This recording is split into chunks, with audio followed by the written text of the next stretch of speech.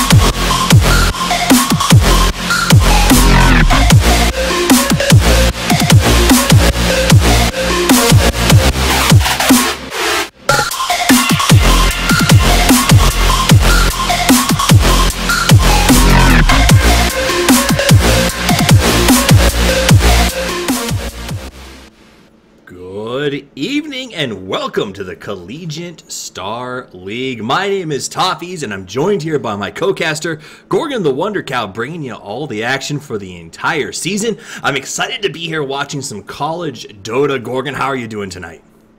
I'm doing great. Game one off to a little bit of a late start, but already well into the bans here as we already get rid of the Alchemist and the Doombringer and the Undying, just about everything that you've been seeing in Pro Dota so far. Absolutely. And now we're going to talk a little bit about the tournament in addition to the draft because, hey, this is the first time that this has been televised this season. This is week one, and we decided to start it off with a bang. Tuesday night fights, we're bringing you UCLA versus USC. So a little bit of a grudge match between two teams basically from the same region. They're going to be playing in the same league together. Now, I want to go over this real quick, Gorgon, and that is that each of these divisions are divided up. So we have West 2, we have East 2, so there's a lot of different groupings. This grouping is going to be brutal. It's the AC Davis Aggies, UC Berkeley, CSU Long Beach, USC, US San Diego, UCLA, San Jose State, and Santa Rosa Junior College. So these are all really big teams. Santa Rosa, a little bit of an underdog, dark horse in this run, but everyone else, especially those UC teams, are traditionally known for great play style. So it's going to be a very competitive league, and they're going to be fighting for a prize pool that's over $15,000. First place gets $7,000, second gets $3,000, semis you get $1,000, and it kind of goes down from there. So it's nothing to sort of laugh at. This is a good amount of money, especially for such an early, growing, burgeoning thing that is collegiate Dota, and I'm excited about being part of it. I am too, and what's really nice is that that's $15,000 for college students in college scholarships, and you know, it's great that they're putting up what I assume is approximately 0.6, 0.7 college credits in total with that 15,000. It's great. It's great.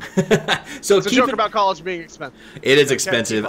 We've both been there. We both know. I will tell you that some facts I want you to know about the CSL is this season over 800 teams have participated, not just in Dota, but throughout League and Heroes of the Storm and Hearthstone and all the different StarCraft things that we do. Prize pools have been massive. It's been a ton of fun. It's been going for 6 years now and has been growing every single year. So very excited to sort of see the first season of CSGO, if you like that, has just entered the CSL. We're in our second season here of CSL for Dota.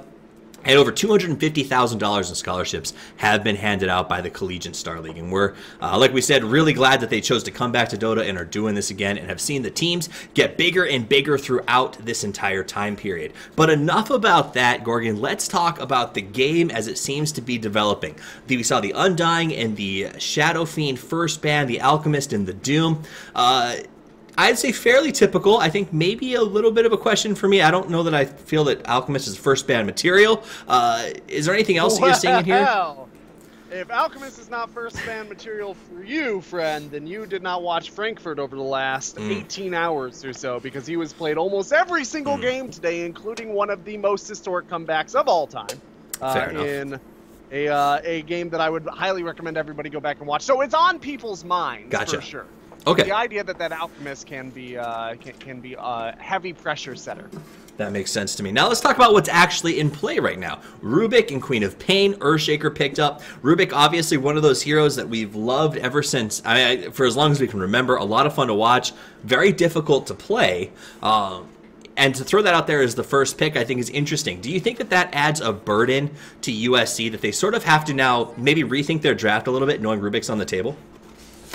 Well, they already picked up the Earthshaker, right? So the big ultimate that you're probably going to be see coming out of USC in the current meta is going to be Earthshaker Echo Slam. Usually the current meta is not going to have a whole lot of stacking of those big ultimates. It's not really a team fight oriented meta game. What you really want to do is do one of these heads up 4 protect 1 strategies that are going to bring players out and create space by applying pressure in the early game. And you do that by having heroes like the Wind Ranger, who are going to be able to not only apply pressure to heroes, but also capitalize by really just moving in on those towers in the early game. So early game, I think we can both agree, has become increasingly more important. That early push dynamic seems very, very strong as well. Wind Ranger fits right into that. I don't know if you know this, but I'm a big fan of Wind Ranger. I have been for a long time.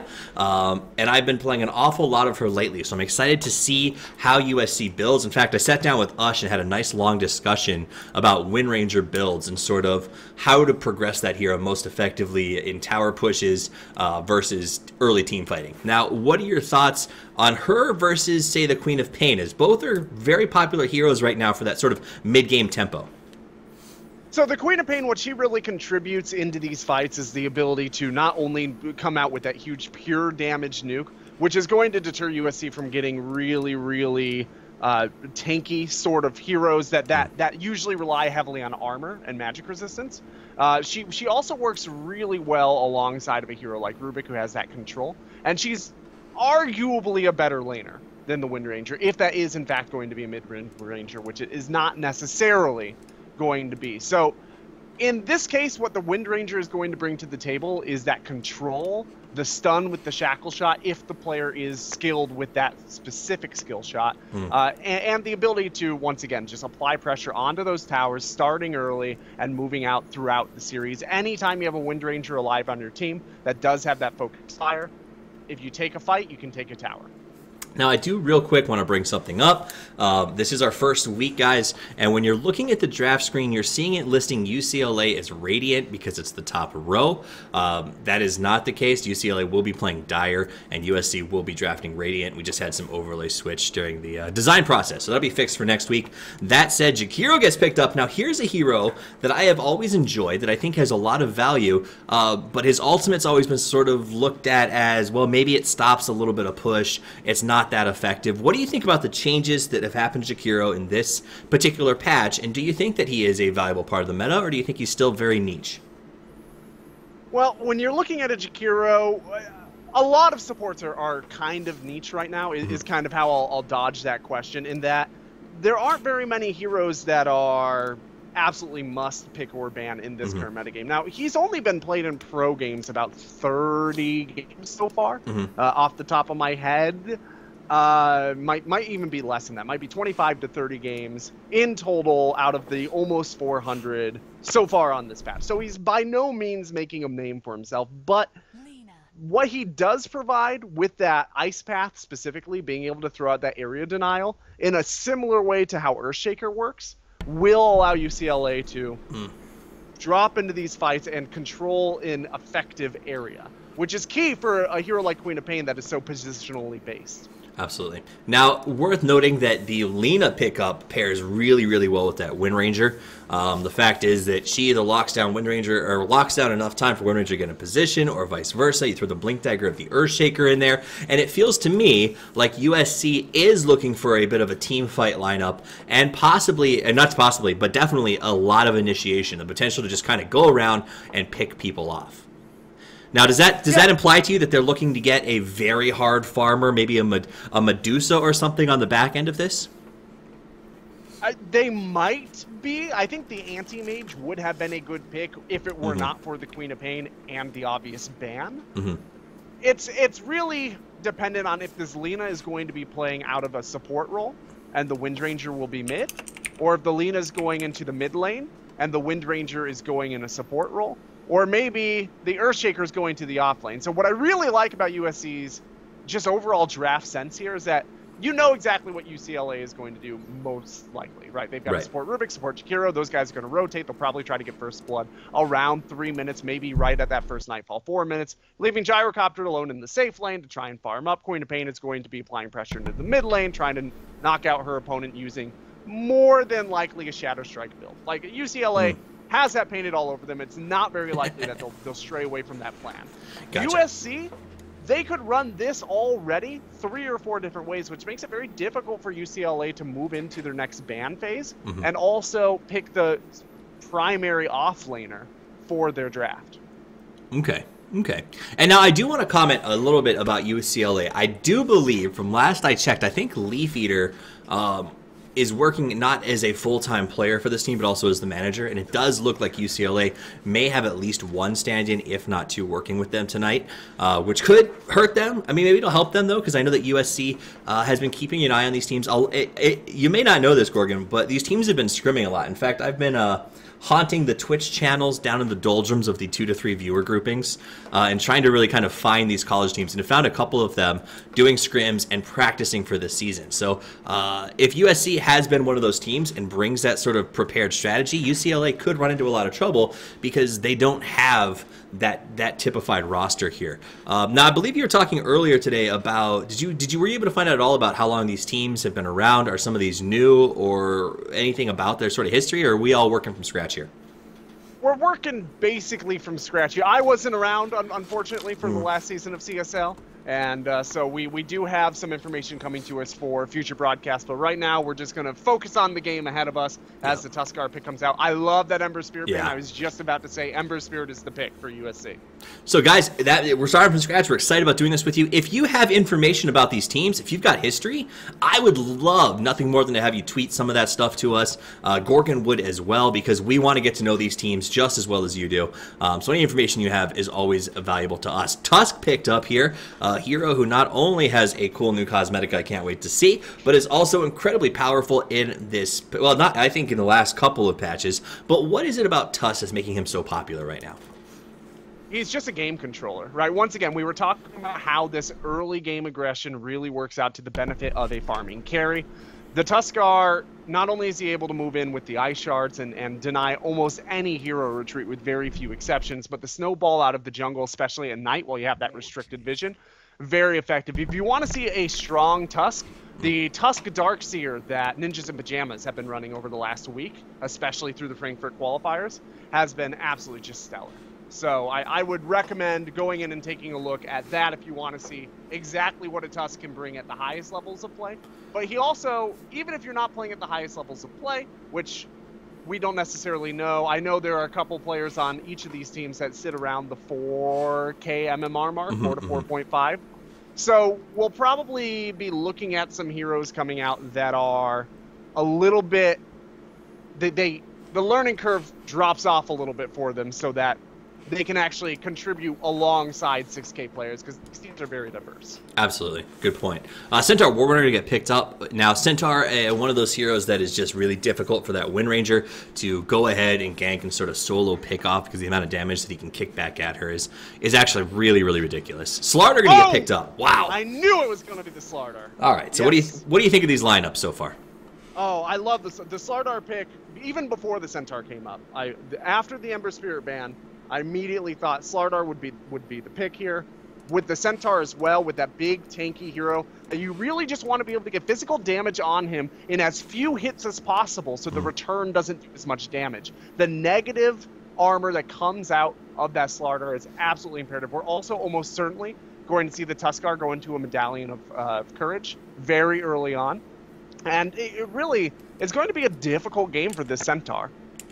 Yeah, I can definitely see that happening. All right, so it looks like we got a little bit of a pause. Let's take that chance to do introductions of these two teams. Everybody seems to have already loaded in. So let's start out right away with the Dire that's going to be played by UCLA. And the lineup, boys and girls, is going to be Valier on the Gyrocopter. We're going to have the... Hold on a second, let me pull that up the right way. There we go. Dumpubs is going to be on the Queen of Pain. We're going to have Yefever playing the Centaur Warrunner. ESCY, I'll call him Eski, I guess, as the Rubik. And last but not least, our favorite Reddit mod, Leaf Eater, playing that Jakiro.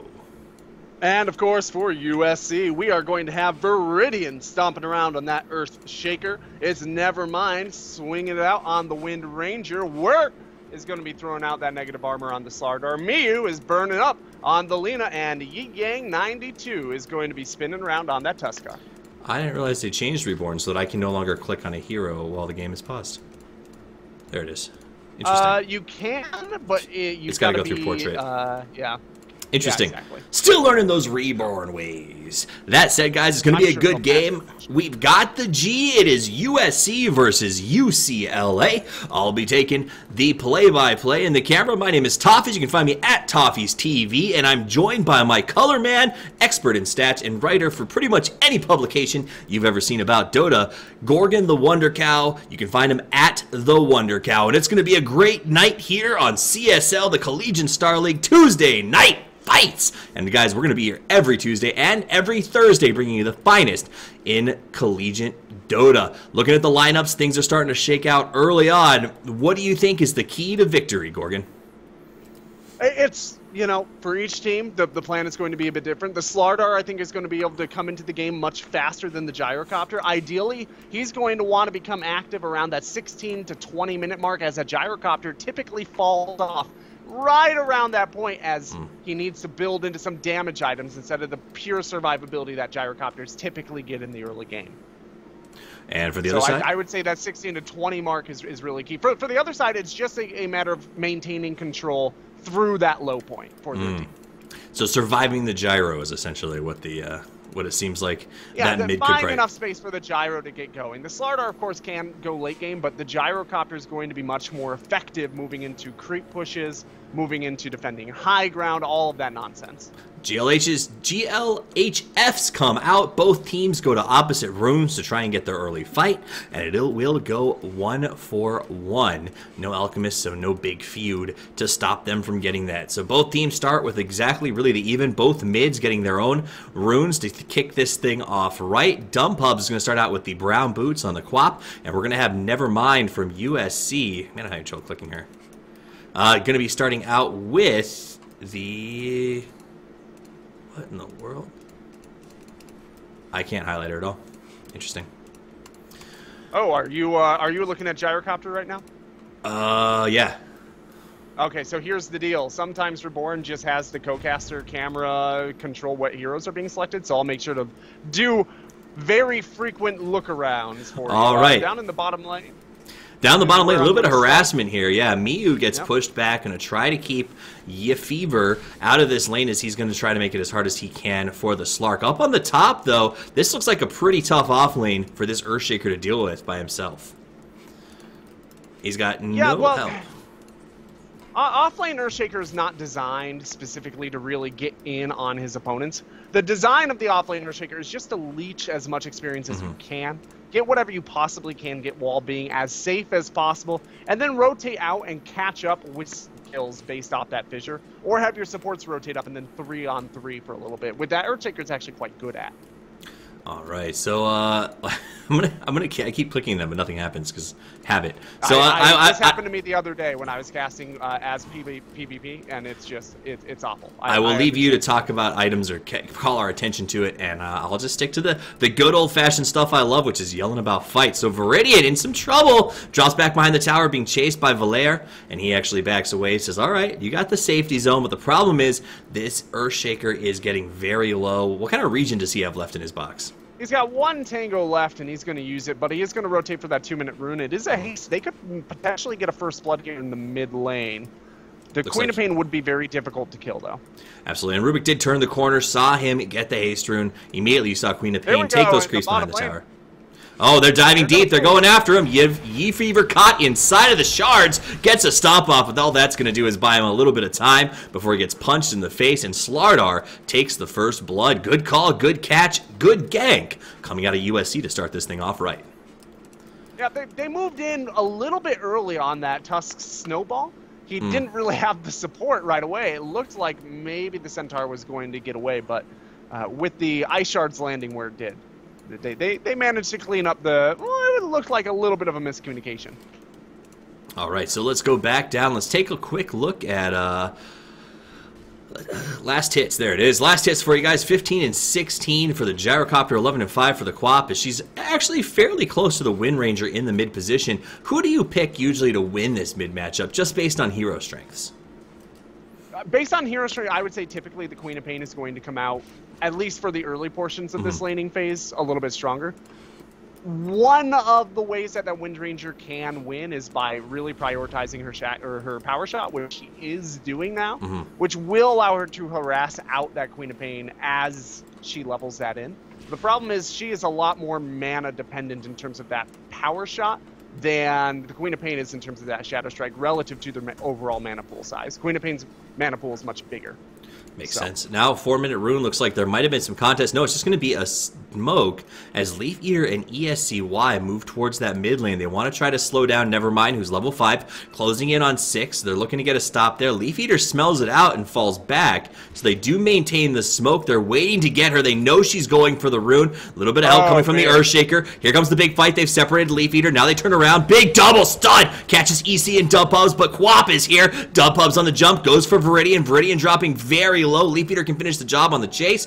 Nevermind going to be on the run now. That kill went to the Queen of Pain, worth noting from the dagger. Nevermind will get away, but they cost the life of the Earthshaker to make sure that happens. So a trade, you know, I guess USC happy with the fact that gank didn't work out, but UCLA with a nice rotation to tie it up at 1-1. Yi taking from damage from Yi Fever, who has circled around to harass Tusk, who is waiting in the secret shop to go for a gank, and that is going to make USC sort of consider where are the wards down here on the bottom lane.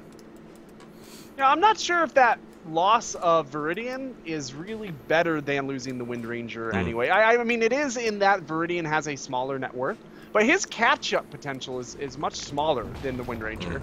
If the Wind Ranger does end up falling, she has the ability to use Power Shot to knock down creep waves and stuff, whereas the Earthshaker, really, out of the offlane, he's already going to be broke. And now he rotated out, losing experience to rotate out, and then died on that rotation. It's very painful. And they're pushing him back very, very aggressively up here on the top lane. Meanwhile, as we go to the bottom, you're going to see that Yi Fever has circled around. He's going to try to soak some XP off of the pull, maybe ruin the pull just a little bit, and he is successful. They only pull off one creep due to Yi Fever's rotation, but now he's in an exposed position. Has to be careful here. Slaughter puts up the sprint, goes to cut him off in the trees. Yi Fever fakes the roll. There's the fall. Inside, wraps him around on all sides, stunned one after another. He gets his stomp off, but what's that going to do besides buy him some time to try to make the juke around? One more right click finishes it, maybe using a little more mana than was absolutely necessary, but at the end of the day, a kill is a kill. Yeah. If he had gone west, he probably would have lived there. He popped a salve and started healing. If he had just walked out of the attack range of that Lina, they would have had no damage. They already used the snowball. They already used all of their AoE. I think he if not getting away, he certainly would have dragged it out a lot longer. Pulled them away from their XP source as well. To the stack, right. Maybe he was trying to next level outthink them, thinking that they'd think the same thing, so he juked around the trees. You never know. Yeah, that's what it looked like. It looked like an attempt at a double bluff. It just didn't quite pan out. For UCLA, though, that's not the end of the world. Their Centaur is doing much better than the equivalent Earthshaker on the other side of the map, and I'm honestly really surprised that the Tuskar hasn't rotated up top to help out the Earthshaker at this point. Yeah, and talking about that, let's check in with net worth stack chart right here. Hold that thought as we go to the bottom lane where Lina's circling around on Yi Fever again. Does get the stun off. Here comes Slaughter with the sprint, follows with the second stun. Right clicks are there. Here comes the ice shards, and Yi Fever is sick. And I'm going to tell you what, USC is not interested in giving him the cure. It's just shot after shot after shot, but not the kind that makes you feel better. Viridian falling back, being attacked again by Gyrocopter as they push through this top lane, already down a tower up there. The net worth on Slaughter is really high, but that Gyrocopter and that Quab are coming in right behind it. Yeah, there's really no reason for the Gyrocopter to be farming slower than the Slaughter right now. Do you see why? I mean, the Earthshaker hasn't been applying very much pressure. No. Right? And the Gyrocopter's had 2 supports in lane almost all game as well. So honestly, he should be basically caught up, minus maybe a little bit of kill gold. But the fact that there's a Blink Dagger already on the Slaughter and the Gyrocopter has Treads and an Aquila, that's very, very dangerous. Because remember, we were saying that 16 to 20 minute mark is usually when that normal carry is going to surpass the Gyrocopter in his lull. If the Gyrocopter hasn't even hit his stride by the time this Slaughter rotates out of this lane, it's trouble town for UCLA. Yeah. I don't know how else to say other than they are going to be having a very bad time. So Slaughter is now sitting on a Blink Dagger, which I think he has revealed at this point. They've got the roll if they want to try to move. There it is. They're going to spin up with the ball, come in, gets the follow-up stun. Fever's going to... They actually spread out to avoid his stomp, and he can't do anything. So no return damage, but takes a whole lot. Meanwhile, on top, Viridian continues to get aggressively zoned out here. Ice Path mitts. Dumb Pubs comes in, gets the right clicks. Had that Ice Path hit, that probably would have been a kill. But anyway, it will be anyway, because all Quap needed was a second to get out of that Earthshaker stun, and she finishes the job. So both top and bottom lane just having a really rough go of it for USC. This is where we're going to find out if the Queen of Pain rushes the Ags or if she goes for a Cyclone Staff instead to try and be able to kite out the Slardar. That's a very, very important choice.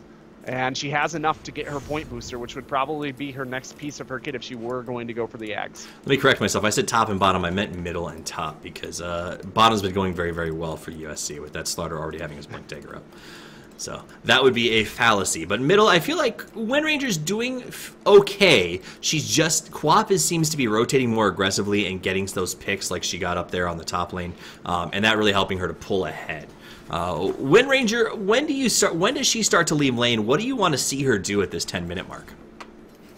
There are a lot of ways to play this specific hero, depending on what your team really wants to do. She can either play more like a Death Prophet and just sit in her lane and power shot through, trying to wait for her opponent to rotate out, and then she drills down the tower with Focus Fire, right? That's one way to do it. That's that Queen of Pain style. The other way to do it is to really prioritize into the Shackle Shot and the Power Shot, and try to move off into your opponent's safe lane very early, along with 1 or 2 supports, and try to take a 3-on-3 or a 4-on-3 fight to slow down your opponent's carry. Now, because the Windranger hasn't done that, she'll probably end up sitting mid for another 3 or 4 minutes until she gets this tower, or until one of her towers comes under serious. Here comes the initiation. Big Ice Shard. Blink from Wart comes in, gets the smash, but the vision was there to try and slow it down, get them the escape. Leaf Eater left behind. Sacrificial Dragon left at the altar of shame. But I'll tell you what, this Dire Ward right here, that was a lifesaver because they saw that rotation by the Earthshaker, they saw the prep by Yi Yang, and they only lost 1. It could have been significantly worse without that ward.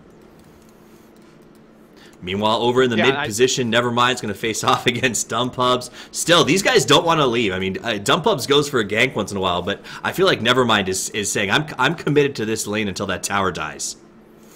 Back to the bottom. Nice stun by Viv to give a little bit of space. Looked like they thought about going in, but saw 4 and just decided it was not worth the danger there. As the bottom now looks like it's going to get aggressively pushed up on top. Miyu going to go ahead and head up there, get the farm as she tries to pick up a little extra gold for her cause. Yeah, this bottom lane is going to continue to be under assault. This is the plan, right, for UCLA. They're going to try and aggressively move into towers. That's why they picked up the Jakiro, which was actually a very smart pickup into what I assumed they were planning on being an off-lane Earthshaker. He doesn't really handle the push pressure very well. Now, though, they are losing experience on this Gyrocopter and losing farm on this Gyrocopter, sitting down here for this plan to slow siege this tower. And we've already been saying that if this Gyrocopter doesn't get going faster than the Slardar, they're going to run into a big windowing problem. And this isn't really helping that. Here we go. Here we go. Big roll initiation. Long distance. Catches Leaf Eater, but he's by himself. Call down. Smackdown. Dead Tusk. And they can turn him into ivory keys for their piano because he is not going to be doing anything else on this lane. Now, here's my question. Is the Gyrocopter necessary for the slow siege that they're launching right now? Because like you said, he's losing a lot, but I don't feel like he needs to be here. He's a bouncer right now. What you saw in that last fight is exactly what he's here for. Sort of dropping that call down in case they get moved on, right? That's literally, he's there to look scary. And in this case, it ended up netting them a kill, which is great. But they probably could have gotten this tower for a 1-hero trade if they had just, a little bit of a misplay. Oh, and they stopped the TP by Vali. He gets caught. Nice ice path to buy some time. Turns back around, and Yi Yang, who just came back, is caught as he gets chased. Leaf Eater gets caught by a nice blink from Wirt. They're trying their best to finish this Tusk, and he does. But now he's isolated and alone in the trees. Here comes Fever to try and make something happen. Valir on the run. Nice stun from the Earthshaker. Play by Miyu to finish the job, and now Fever's caught and exposed right in the face. Laguna Blade stun. Runs for safety, dodging through the trees, left, right, and everywhere that he can try to get his hands on. Look at him go. Jukes for days, and he might actually get out of here. He dodged the stun, but now he's caught behind the Fissure. The stun is, no, he got through. that can't be more than 7-8 units off of that cliff being there to block. So they lost the gyro, but Yi Fever, in against all odds, managed to somehow escape from what I thought was certain death. Well, he did manage to get out of there. Still, after knocking down that tower, losing a couple of heroes is painful. Every time you lose a hero while you're a tower up, you lose about 1% of that tower's value because of the AoE gold that you give up. So they're up 2 towers. They've now lost about 4 heroes because of that. So they're down about 4% of a tower already. And we're just 13 minutes into the game. That's not ideal. And you know what Nevermind's been up to? Middle lane. What's Nevermind's itemization look like right now? It looks like she's going straight Ags for the push and for the damage potential onto the gyrocopter. You probably don't want to do that onto the centaur because his return damage will wreck you. Absolutely. But been there. Been there. So I assume what's going to happen here is the Ags is going to come out. They're going to, at some point in time, try to get this mid tower, which is still above half health somehow, despite Nevermind being alone in lane for the last 3 minutes. Once that mid tower goes down, they'll go try to push bottom. Once the bottom tower goes down, they're going to move into Roshan. I assume that's the order of events. I assume everybody in the game knows that's the order of events. And at this point in time, it's really the ball in UCLA's court about what of those plans they're going to try and defend against. Makes sense. Helm the Dominator, by the way, up on Gyrocopter. That is finished. It looks like the Ag Scepter in process for Queen of Pain already. 2 items in pocket. Oh, mid lane. We're all going to see the stun. There's the fight. The second stun coming out with the Shackle, and Dumb Pubs is going to be going down. Nice. So a nice play. The Shackle lands perfectly, and they get that kill. That double damage, nothing to joke about. That double damage rune on a Wind Ranger is scary. Yeah, it really is. Double damage on anybody who right-clicks is scary, but obviously with the focus fire up, you can get a lot more out of it on the Wind Ranger than you can with most heroes. You do have to wonder, though, in that particular fight, I think they could have gotten that kill without using the ultimate, and then that would have been an easy tower push, obviously, with the double damage. So, you know, kills, you got to get them. Quap, especially, has been very strong in this game, so it is a great get for them. That said, though, Nevermind's going to have to be forced to chip instead of take the middle tower. Rubik's almost level 6, but he's not quite there yet. And yeah, like you said, it's all about chipping now. There was a really interesting smoke immediately after that. The Tuskar and the Wind Ranger smoked, and then the Wind Ranger just started auto-attacking into the lane while undercover smoke, thus dissipating that smoke. Yeah. And now the Tuskar has been walking around for 40 seconds. He completely used that smoke to wander in a circle. So maybe a bit of miscommunication about what the next objective was there. What I think happened is I think that they suspected potentially a return engagement because they did use pretty much everything on that gank. And what you saw is they smoked and they scattered like a bunch of cockroaches. And when they didn't see anybody show up, I think Nevermind said, all right, well, I'm going to go back and push the tower. You know, and I'll be honest, I think that smoke is one of those items that's bought and far too often in non-pro games is used carefully, if that makes sense, or with a huge delay, when in reality, using it defensively, I think, can be just as valuable in situations like that. Using it is better than having it and not using it. Big engagement. Leaf Eater was scouting. Looks like he wanted to put a ward down, but he is not going to put anything down before he himself is laid to rest. So that double-headed dragon is going to head back to base.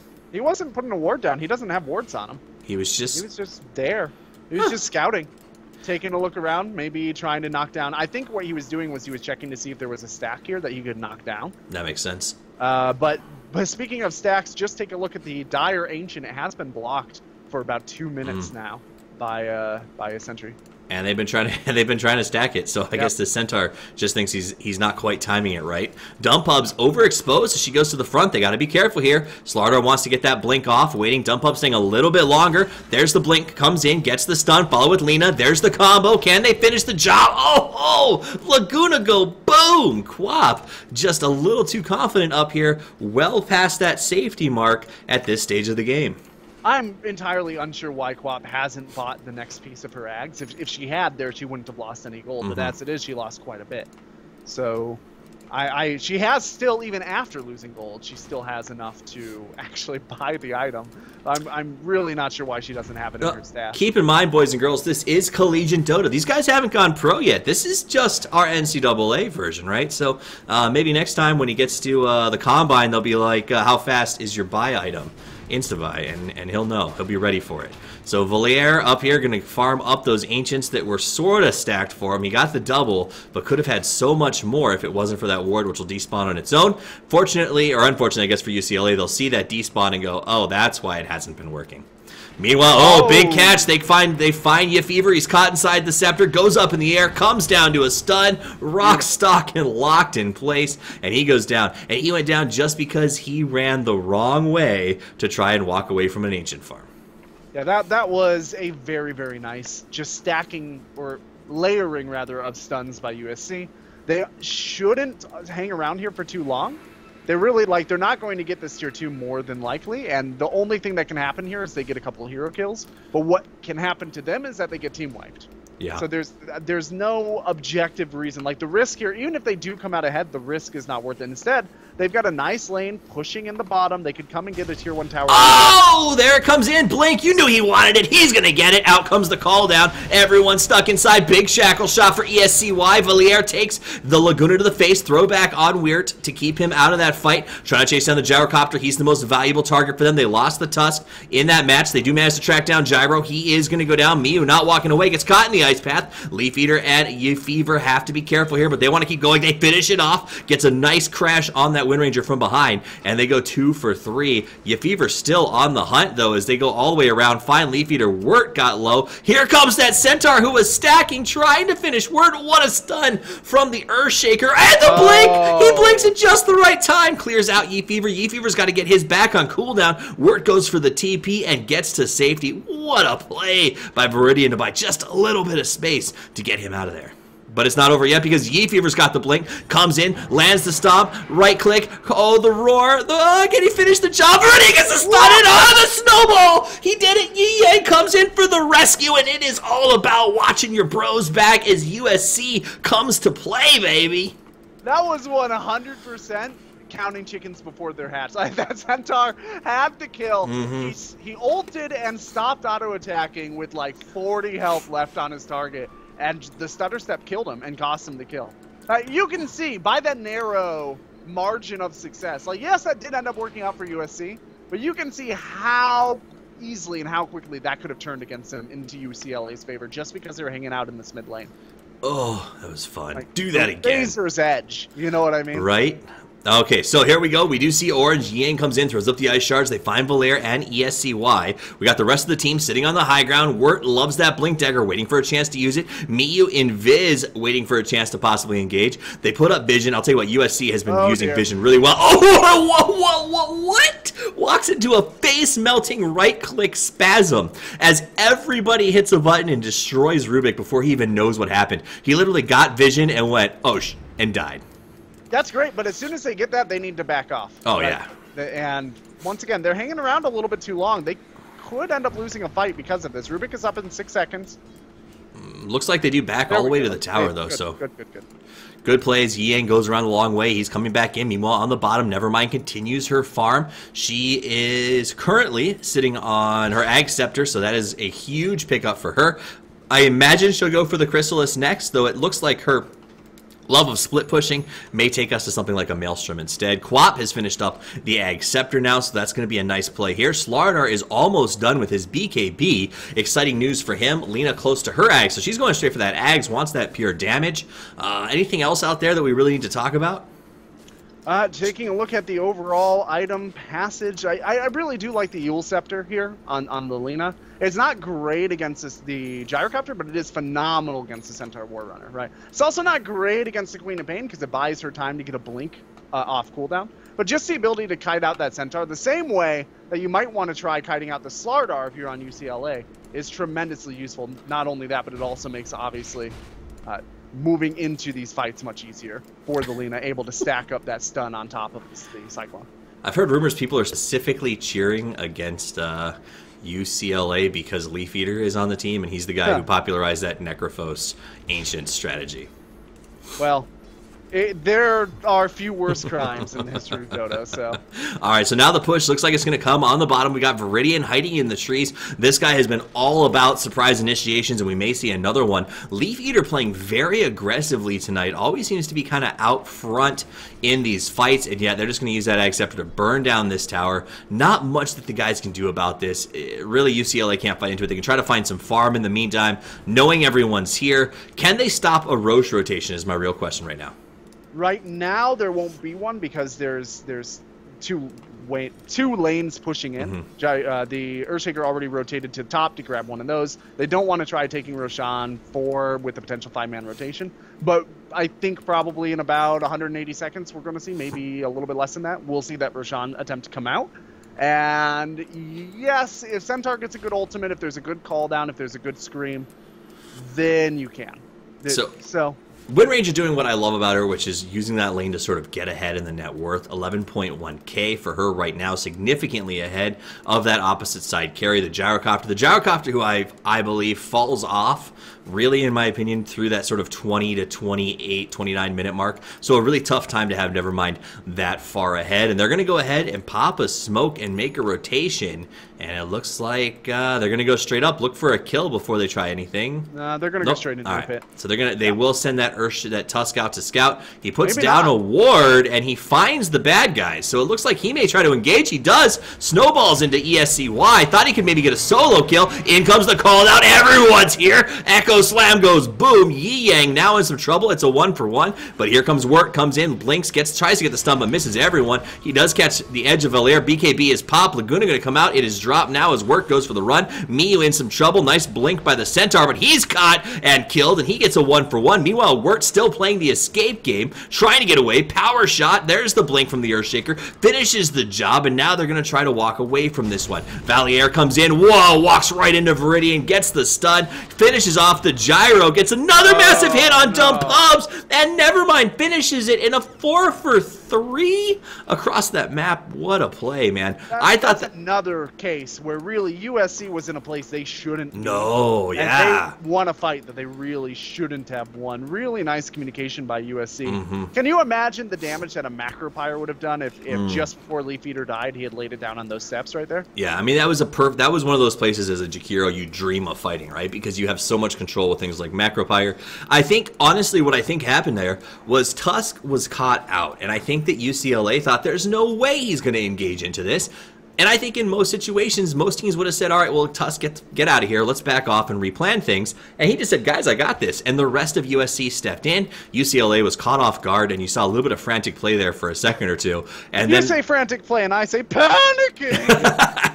So we'll use that word. There was some panic at the proverbial high ground, and it didn't go UCLA's way. It happens, but it's 21-8, so that's not overly surprising. The gold lead is 10,000 towards USC, and almost 10,000 in XP for USC as well. Smoke is going to get popped. This is that get us back in this game. Please find us something. UCLA Smoke that we knew had to happen. Leaf Eater's going to lead the charge. No surprise there. Looking for something. They ping him out. They say, all right, let's go for the Wind Ranger. Comes out, Yule Scepter, throws down the macro, followed by the Ice Path, but here comes the rest of the team. They're going to help call down up. Viridian comes in, gets a nice stun. Macropyre putting in no work whatsoever as they get out. Rubik gets the steal. Gemma True Sight hits the tank. Now we see Tusk coming around, taking a lot of damage, but the BKB's up. BKB doesn't stop Wind Ranger, though, as she managed to get her ultimate up there. Burns him down. It's a 1-for-2. Fever in some trouble as he's caught out. Nice shackle to finish the job. Nevermind makes it 3, and we also see the Rubik die. It's not over as Wirt's chasing Leaf Eater. He's got his BKB running. The Blink Dagger is off of cooldown, jumps in, gets the stun. He's all alone, though, as Dem Pubs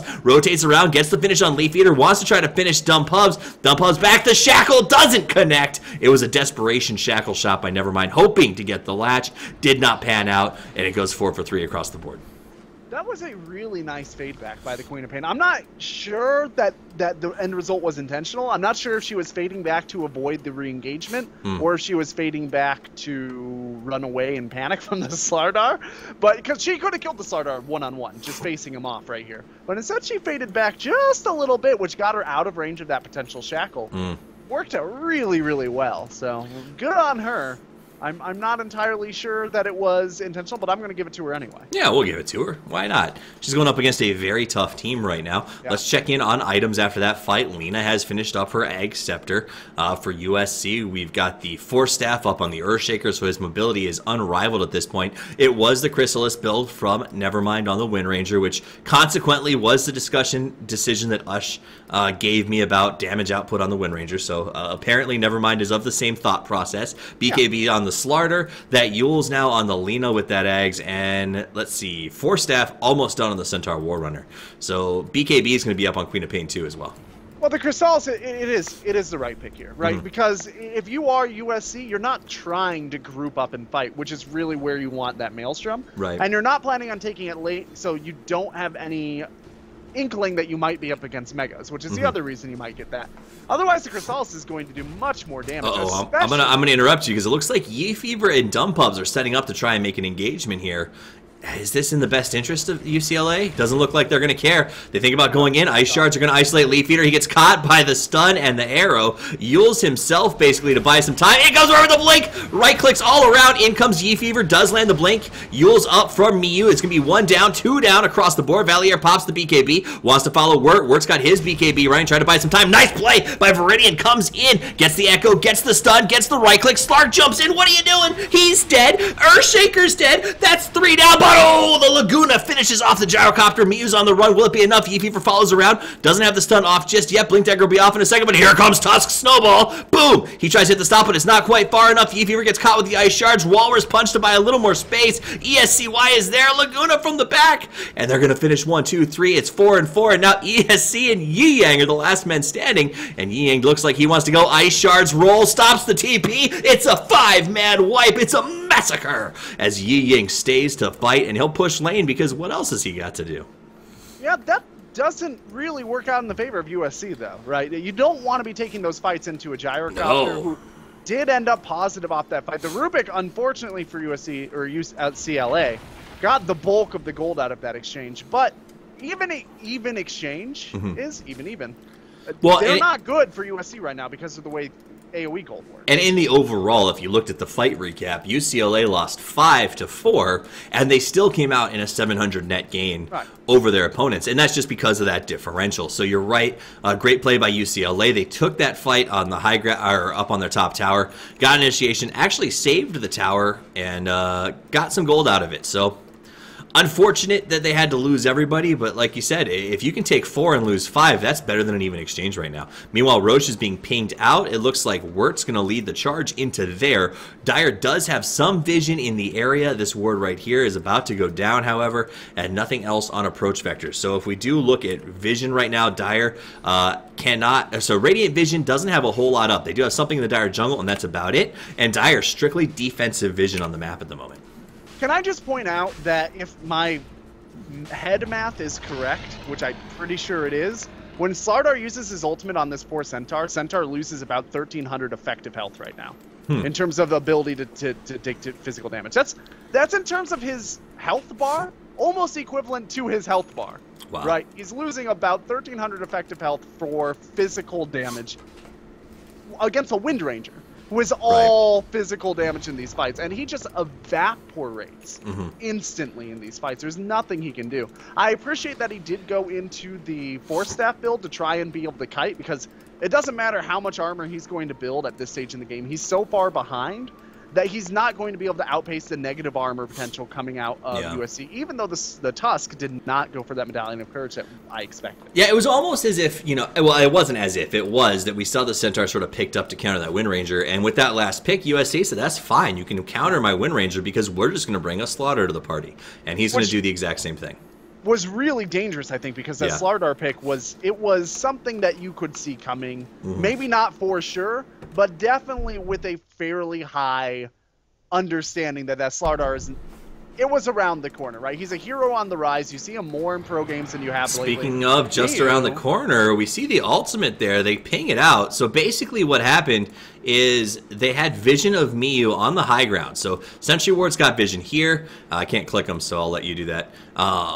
Show those ranges. So they just saw her sort of walk through this area, pop the ultimate, and fortunately Lena just sort of closed the gap and got just outside of range, so they ended up blowing the ulti and got nothing out of it.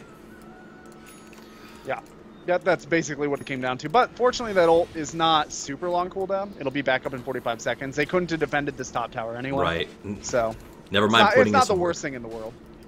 So what else are we looking at? How's her farm coming? She's got that Chrysalis finish. She's picked up the Aegis of the Immortal. How much gold is Nevermind sitting on at the moment?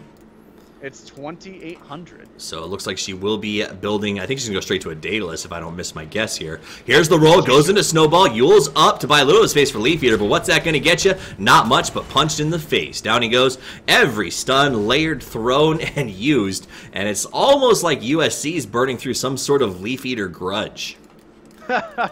Well, you know, that's the second or third death that he's been out ahead of his pack.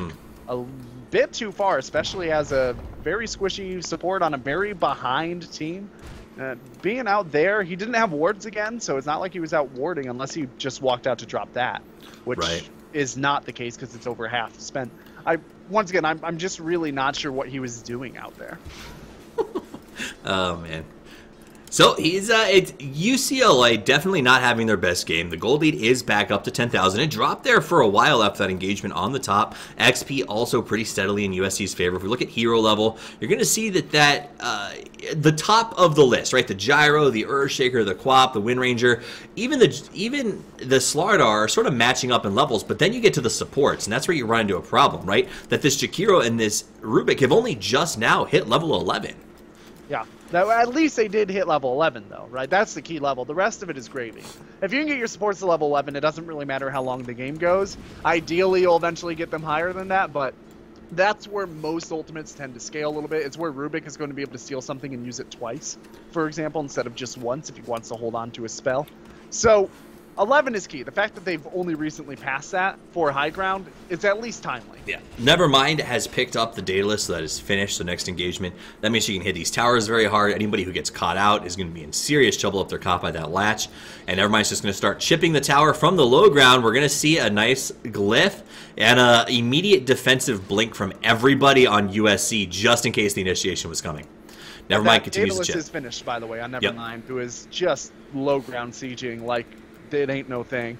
Now, she is going to get popped, but, you know, it's far enough away that they can't do a whole lot. Gyrocopter trying to slow this thing down, but the assault, the chip damage of that sort of Daedalus, Ags build, Wind Ranger is just so difficult because from the low ground, even with a high miss rate, she can still eat through towers without a problem. Here's an engagement. We see Yi Fever comes out, immediately the call down to follow. Inside the Macropyre, Nevermind gets caught in an ice path, taking a lot of damage. He's going to fall back. BKB popped by the Gyrocopter, no deaths yet, but Nevermind could be the first. She's going to go down. The Aegis is up though as they return. Here comes Work on the stun. Not interested in leaving, trying to buy a little bit of space for the Wind Ranger. Laguna from the back gets the Rubik. The chase is on. Nice play by the Quap, but the dodge with the Blink Dump Pubs gets rocked by Nevermind. In comes the arrow, and it's going to fly back. Buyback from the Rubik, and the chase continues. Viridian is called off by his team. What a blink by Nevermind! Saw the animation and dodged it. Blinks on this team have been outrageous for USC, by the way. The snowball out of that Tusk just now. Oh, I mean, sexy. he ended up dying anyway, but it was a good play. That was one of those. I know I've been harping a little bit hard, maybe because I've just come off of a binge of the high pro level game casting or whatever, but that was a very high level snowball to dodge that Queen of Pain ultimate. If he did in fact dodge it, I'm not entirely sure if he missed the Sonic Wave or not, but I think he did. Are you done brushing the shirt off your shoulders now? The dirt, showing off a little bit, throwing some grease. What? You're all like, listen, I've just spent the last 2 days casting high-level pro Dota. I saw you give me a hard time about it. These guys, though, have been playing really... I mean, honestly, I think that this has been some really great Dota. We've seen some questionable decisions and a couple of things where you're like, oh, well, a pro would have bought there or something like that. But this has been a really good game. A lot of beautiful mechanic play, especially by Viridian. The Blink Daggers on USC have been used incredibly well, and UCLA also has had some really, really strong, well thought out initiations. I do like that Nevermind did, as we already mentioned, right? You went into that Daedalus, but I didn't exactly get to finish why. A lot of players would go into the Maelstrom, or they would go into the Mjolnir eventually here to try and get that AoE splash damage for the push. The Daedalus is just so much better because it synergizes with the negative armor of that Slardar, and it's also better for low ground to high ground sieging on towers, and just chipping away towers. All of that damage is physical, as opposed to the Maelstrom that has that magical component. Absolutely. So I think it's good. I also think when you're ahead, Daedalus is just a really strong Wind Ranger item to sort of keep that positioning. If you're falling behind, you need to get some farm back in the game. Maelstrom, different ball game. That said, we see a smoke thrown up in the base as Yi Fever is going to lead the team on a workaround, looking to find someone. Nevermind is alone on the top lane. If they catch her, she'll be seen now. Leaf Eater probably going to lead the charge in, coming from behind. There's the blink. Oh. Nice, Ags. Actually, it was a miscommunication, I think, but it's not going to matter as he ends up going down. So I believe that was was the Leaf Eater Ags, because he thought he was going to be the initiator, but Yeefever was like, I got a Blink Dagger. Yeah, I think Leaf Eater made the right call there. I think that Centaur could have just held on to his stomp. Worst case scenario, right? Yeah, I mean, the Wind Ranger's not going to be able to blink after that, so it's not like she's going anywhere. Well, and you're picking off a hero that has been a real thorn in your side, and I say layer up those initiations if you need to. Make sure that kill is secured. Yeah, especially since the Queen of Pain does have her Ags up, as well as a BKB, by the way, which is now down to 9-second duration. That Sonic Wave is basically a handshake at this point. Hi, hello, how are you doing? And now you're dead. And now you're dead. Wait 30 seconds or 45 seconds, whatever it is, and you immediately go back into it. So the tail of the tape, if you look at the towers, you're going to see USC. The scoreboard says way ahead, and the towers say so as well, as UCLA is playing on the back foot up against a very dominant USC offense right now. What is the comeback potential for UCLA? Actually, we'll hold off to that till after this push, as it looks like there will be an engagement. Miu comes in, gets the stun on Valere. The Laguna comes in as well. Blink, stun, rock. In comes the Earthshaker. Catches 3, but the fight's not over. BKB's all around. ESCY dropping low. He's going to go down. Dumb Pub's caught inside as well. Tusk somehow lives through this, and the chase continues as now we see the Earthshaker go in, finishes off the Quap, the roll into Leaf Eater. He is going to go down, and the last man standing is the Gyro, who TP'd out. This is bad news, man. They've got 2 buybacks, 77 seconds on the Quap, and Viridian just goes in and starts clearing creep waves. That time the Yule Scepter misplay was on Leaf Eater. There's no reason to throw up your opponent under cover of tower while you know her allies are nearby and waiting to pounce.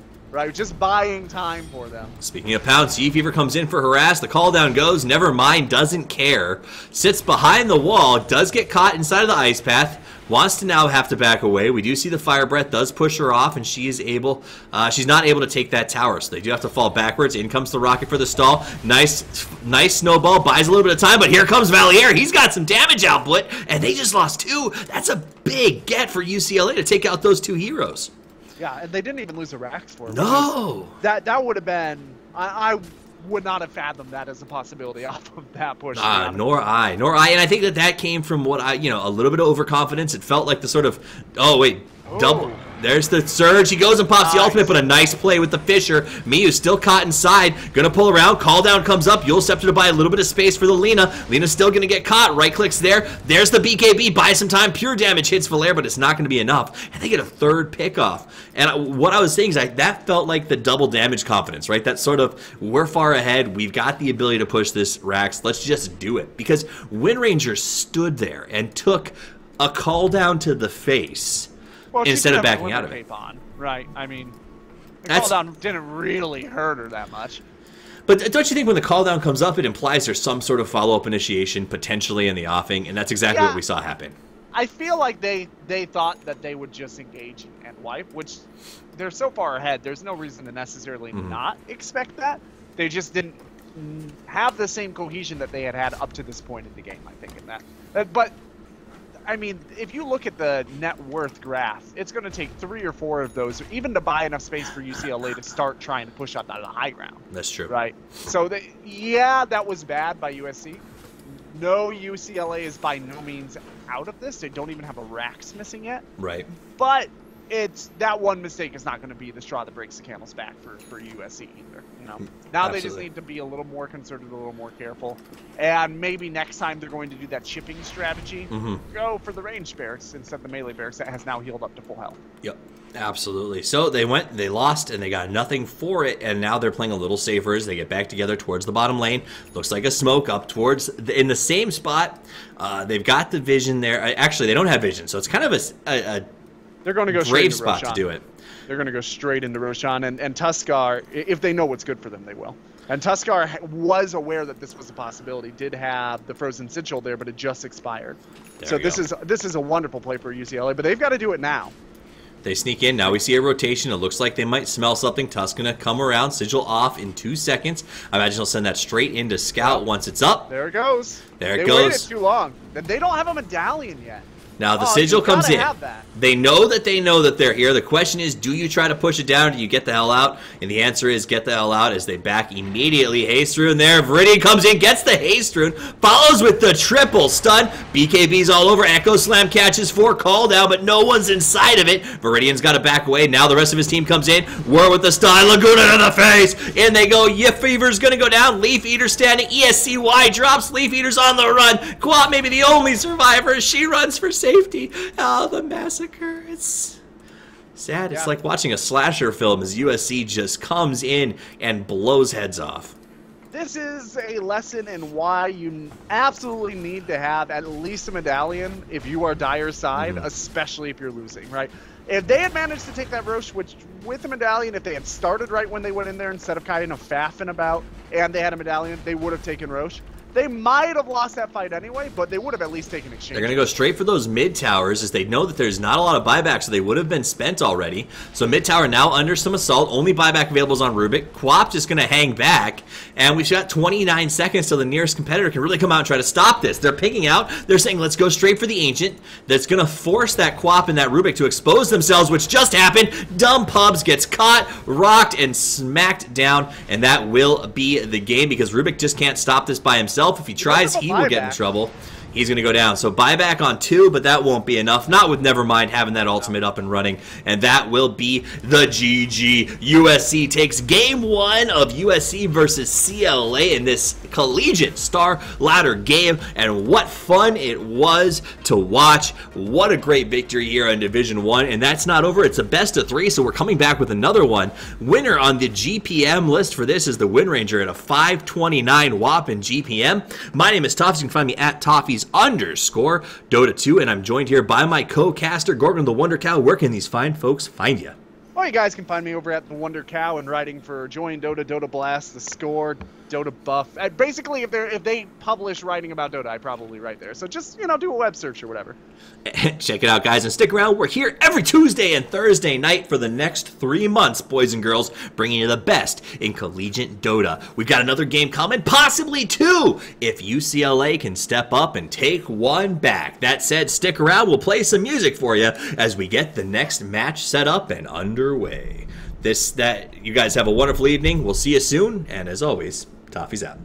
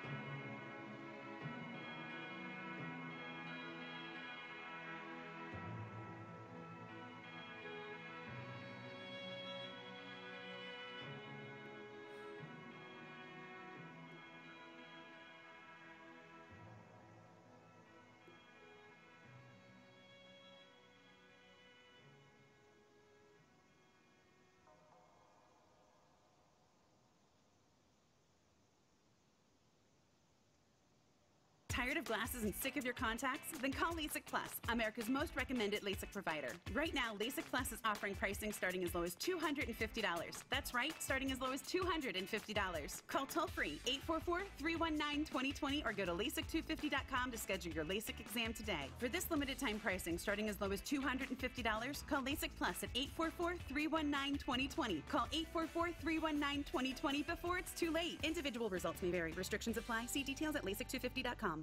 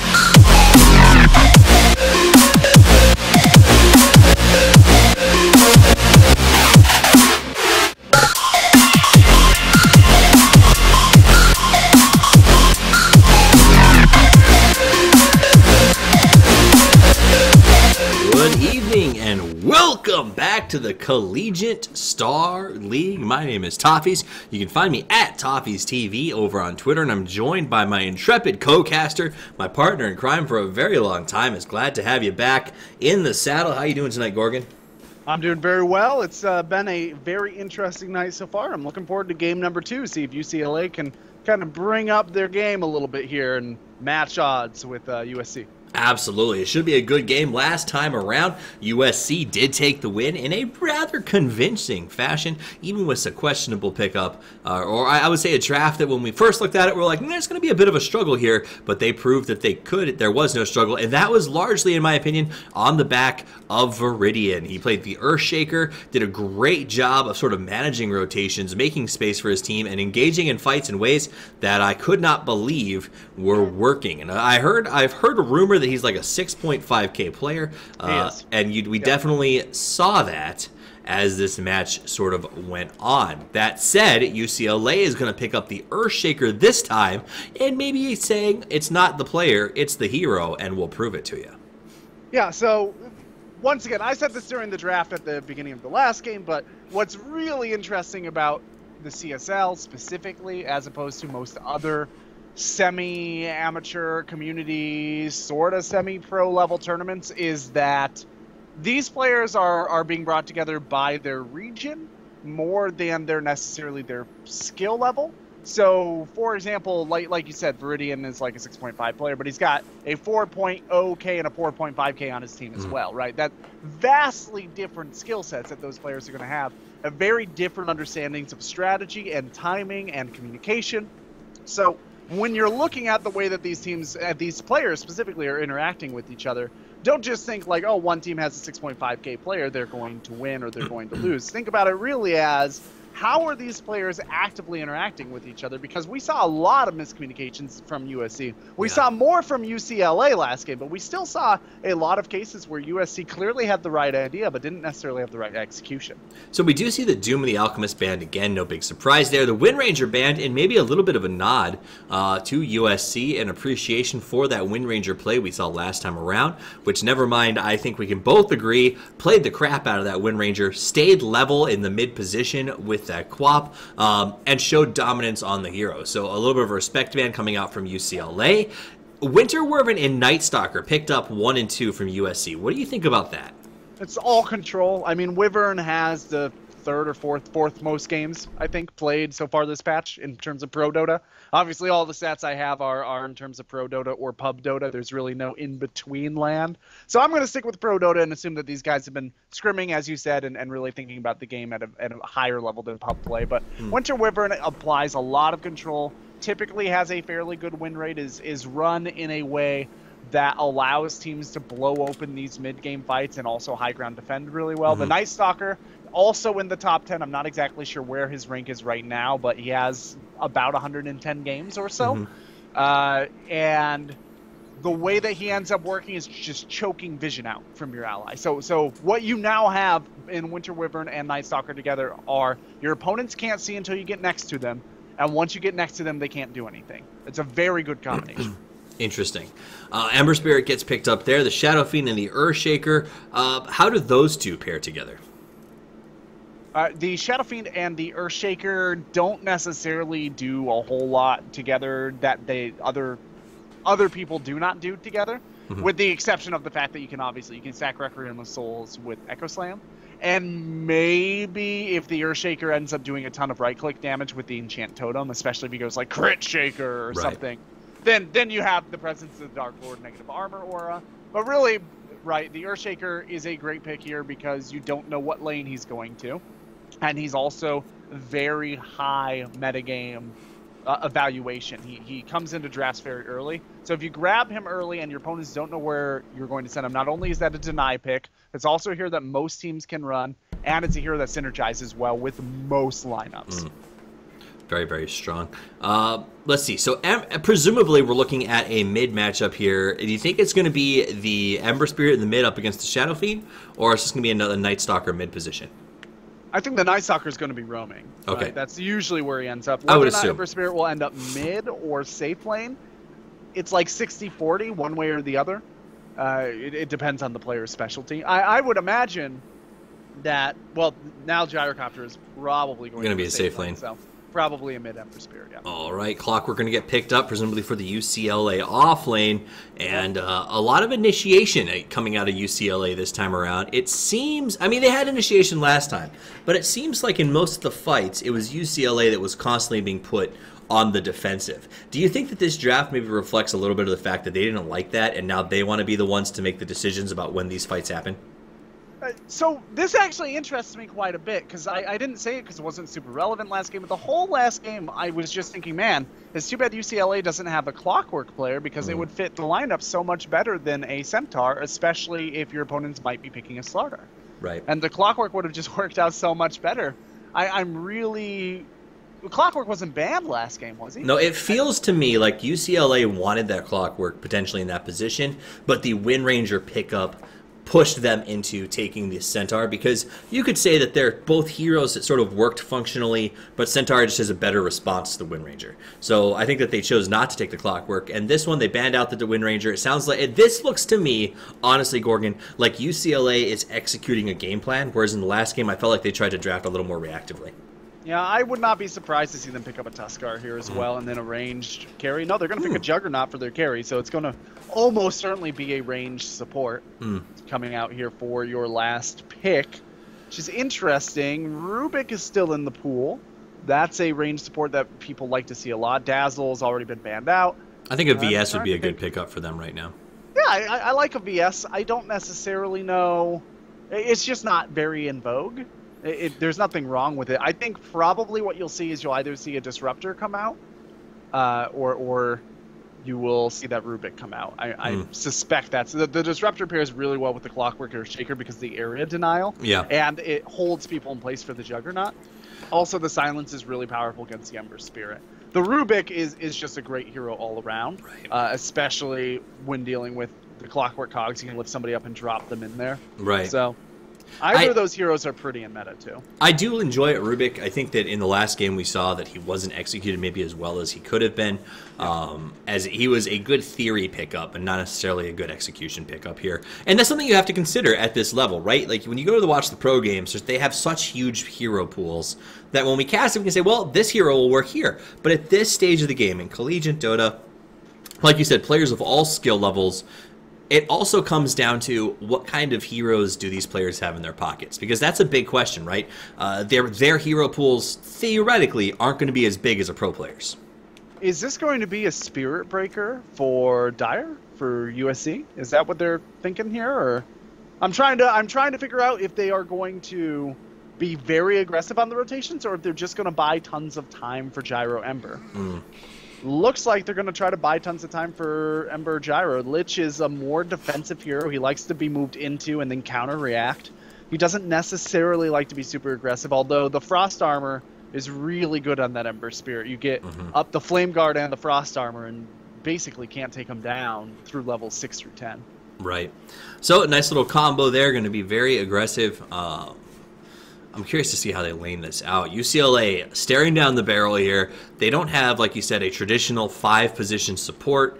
Got to pick it up, and I'm really curious to see which way they go with this. I do stand by the armor reduction, the stun, and the aura coming out of Venge. It would be very, very good for them here. But like you said, nobody's really playing her right now. She does have a couple of short comms, especially in the fact that she's a little bit squishy going up against the Night Stalker and an Ember Spirit. The other problem is who you're going to swap in, right? You can swap in the Night Stalker, I guess, or the Lich. They're going to grab a Silencer. Interesting. I'd rather see the Disruptor, to be honest. Maybe Leaf Eater, this is just one of his best heroes. Silencer is a hero who provides a lot against an Ember Spirit, potentially a lot against the Lich if played correctly. Does not provide that much against the Gyrocopter or the Night Stalker, though. And when you're looking at a hero who's very squishy into a gank-oriented lineup, like Night Stalker, Winter Wyvern, Lich, possibly Ember Spirit, are all... Their goal is to buy time by getting gank kills, right? It did it again. I don't know what's going on, man. But all right, so that said, the camera glitch continues. Thank you, Reborn, and we'll do what we can. Just for those of you who are on Dota TV, I'm not sure who's actually controlling the camera, but my settings are not set up for it. I know I'm controlling whether or not Toppies can see heroes, this is a reborn thing that happens sometimes. So if the camera's really, really bad, it's because for some reason Reborn decided to give me camera control and I have not set my settings up for it. So just switch over to Optimize View or Free View or something and control it yourself and listen to our soothing voices as we tell you what to look at. Absolutely. Or come on over to twitch.tv/CS Star League, where you can watch the game live, and both teams headed towards that top. Looks like we might have a bit of a conflict. While we wait for it to happen, though, let's do the introductions for USC. On the Dire side, we're going to have Nevermind playing that Ember Spirit. We're going to have Yi Yang 92 on the Lich, Viridian's going to be playing the Night Stalker. Wirt is going to be on the Gyrocopter. And last but not least, Suzerain is going to be on that Winter Warbin. And then for UCLA here on the Radiant side, playing at a one-game disadvantage, it's going to be Yefever rocking it out on the Rattletrap Clockwork. Valier is trying to move in here on Nevermind as we're having a little bit of... Uh-oh, the stun's there! Nevermind's in trouble! That's the first blood! What a play! UCLA off to a very strong start, man. He just got caught out. That Blade Fury is really strong in this stage, too. So moving in with the Earthshaker was a good call with that Blade Fury. Speaking of Earthshaker, that is going to be Eski playing him.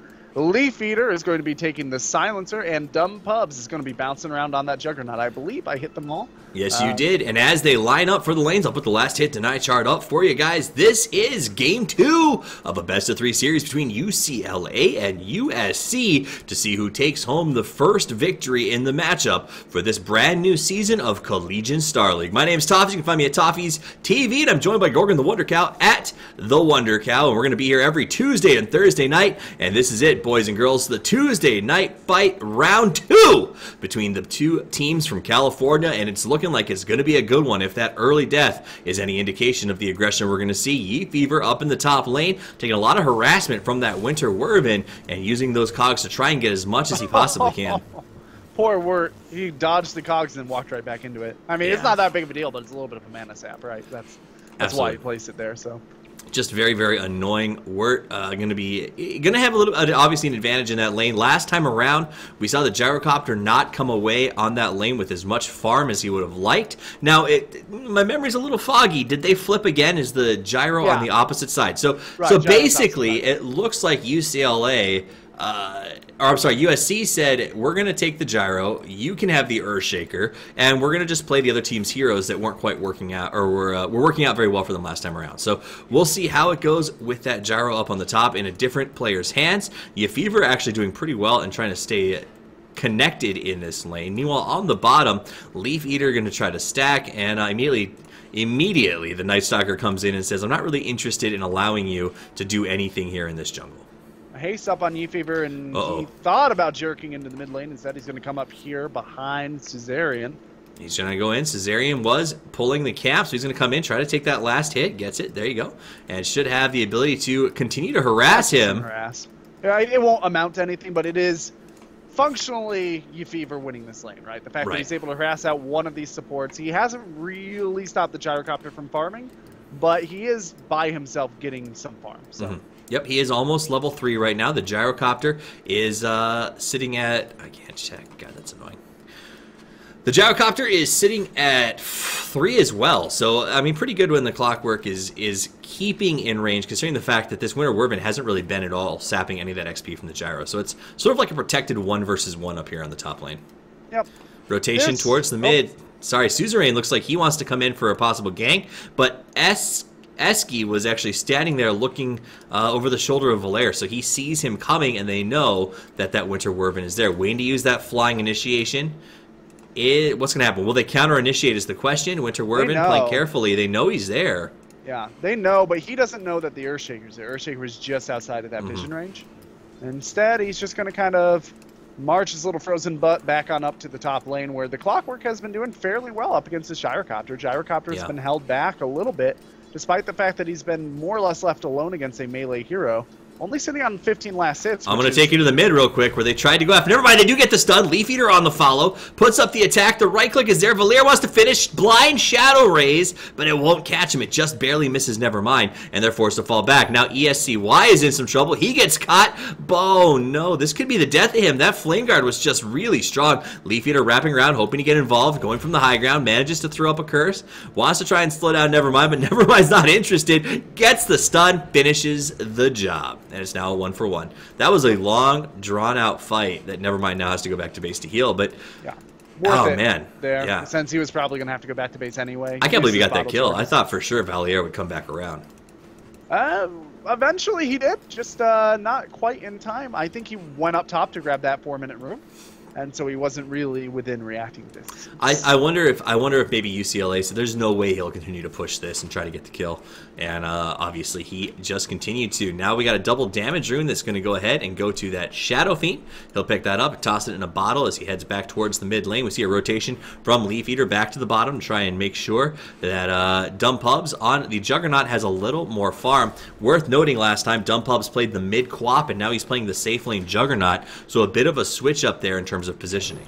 Can I just point out, like, this is a small thing, but Yi Fever just interrupted the pull through by harassing the Winter Wyvern and dragging the Dire Crease back toward his tower, and is getting experience for it. Leaf Eater might be going down here. Yep, We're gonna have to pause. Nevermind got a kill in the mid lane, actually really cleanly. Almost lost it himself, but ended up getting a kill on the Shadow Fiend and getting away as the Earthshaker also TP'd in for a rescue. So a nice job by the Ember Spirit, not only to pick up a kill on his opposing mid, but also to force out a TP from the ES, who all he's going to be able to do is get a little bit of XP, and now he's out of position and out of mana to try to come down and help out Leaf Eater where he did juke towards the mid lane.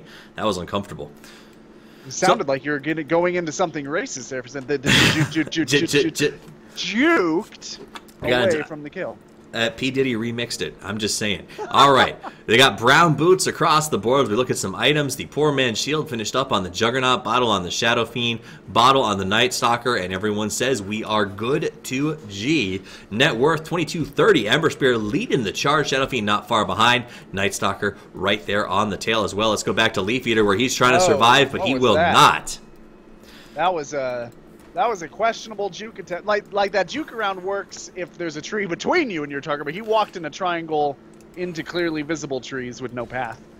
Maybe he was trying to eat his way through, but there are 3 trees there, and he only has 3 tangos. And so in his defense, Silencer is a city dweller and tends to be worse at sort of understanding the forest and how those jukes work. So I think what happened there was that pause gave him way too much time to think. His position, and he overthought it. And he goes, "I bet I can juke through these trees." And if he had just run back, he probably would have died anyway. I mean, it doesn't end up making a difference, but. Yi Fever still staying relevant. He is level 5, trying to keep pace here with that Gyrocopter, who is level 6 now, so look for that call down gank to happen at some point. Meanwhile, on the bottom, Dumb Pubs is currently level 5, hoping to get that Omni Slash up. Has had the lane mostly to himself and is doing okay in terms of net worth, but he's definitely getting the XP he wants. Night Stalker nice and strong as Night has fallen, and he's going to be willing to stick around. Now, speaking of that, he goes on Dumb Pubs. Dumb Pubs taking some damage, turns back around, puts up the attempt to zone right click, but it doesn't work as Viridian says, I don't know what you're doing, man. I'm here to play. Oh man, Viridian is going straight greed into that hand of Midas out of the offlane. That's why the Lich is down here to protect him, make sure he gets some farm. Meanwhile... Whoa, how did that... Apparently in the mid we saw a rotation gank, my bad. Nice stun coming out from the Earthshaker, and Valier gets a kill on the Ember Spirit. A much needed kill as he's had a little bit of a hard go. He got picked off earlier by that Ember Spirit, so it turns to an eye for an eye as he manages to get himself another return kill. Dumb Pubs... Valier is doing very well in last hits now. He's sitting up at 31. He's almost matching the Gyrocopter, who's been 1v1 against a melee hero as a Gyro, so... Yeah, you can't really complain if you are this Shadow Fiend, and he even has stacks to go to now too. Absolutely, he's up. He definitely has the highest farm on the map. He's a leader in the net worth stack chart. The problem you run into is 2, 3, and 4 are all occupied by the Dire Cores. So that's not going to change. There's a Midas now out in the Night Stalker. Granted, the Night Stalker has 29, about 3,000 net worth, right? 1,500 of that is an item that basically just gives him more net worth, a little bit of attack speed. But for the most part, Night Stalker's actual net worth right now is about 1,500. UCLA investing a lot of resources and hoping this gank works out. Dumb Pubs comes out, shows himself. Yi Yang smells something up. They both drop back behind the tower. And literally, there are 3 heroes from UCLA just camped out, waiting for a chance to make an initiation, and they just can't find it. Viridian is playing too safe. And Leaf Eater says, no, but Leaf Eater was leaving when the initiation came. He's not going to make it back in time. Yi Fever dropping low. Here comes the spin. Yi Fever down. Viridian walks away. Miscommunication. Oh, the pain, the suffering. And meanwhile, all we can do is watch. Dumb Pub's in some trouble now as he gets slowed. He falls back, gave up half of his health bar for that, and nothing comes of it. All that time at the bottom lane, and they lose the fight. I wonder if UCLA has a couples therapy program, because it really seems like this team needs it. They're never on the same page. Yeah. Oh my goodness. So, as with most group projects in college, a little bit of fine-tuning going to be necessary through the semester, but it seems like UCLA does have the basis to make this sort of thing work. They've had some great plays, just a bit of miscommunication here and there, and that's exactly what that was. The supports were giving up on the gank, and Clockwork went, oh my gosh, he finally stepped into range. So, unfortunate there. Dumb Pubs, speaking of unfortunate, gets caught with the slow, gets caught with the right click, almost down. He's going to go ahead and use those phase boots, and then the spin to get out. So it is Ultimate's going to get popped by Viridian, and a good spin by that Juggernaut, using it to get himself to safety. As he, let's take a look at what items he is sitting on. Juggernaut able to farm up his phase boots and that shield so far. That Might is going to start paying off very, very quickly for Viridian.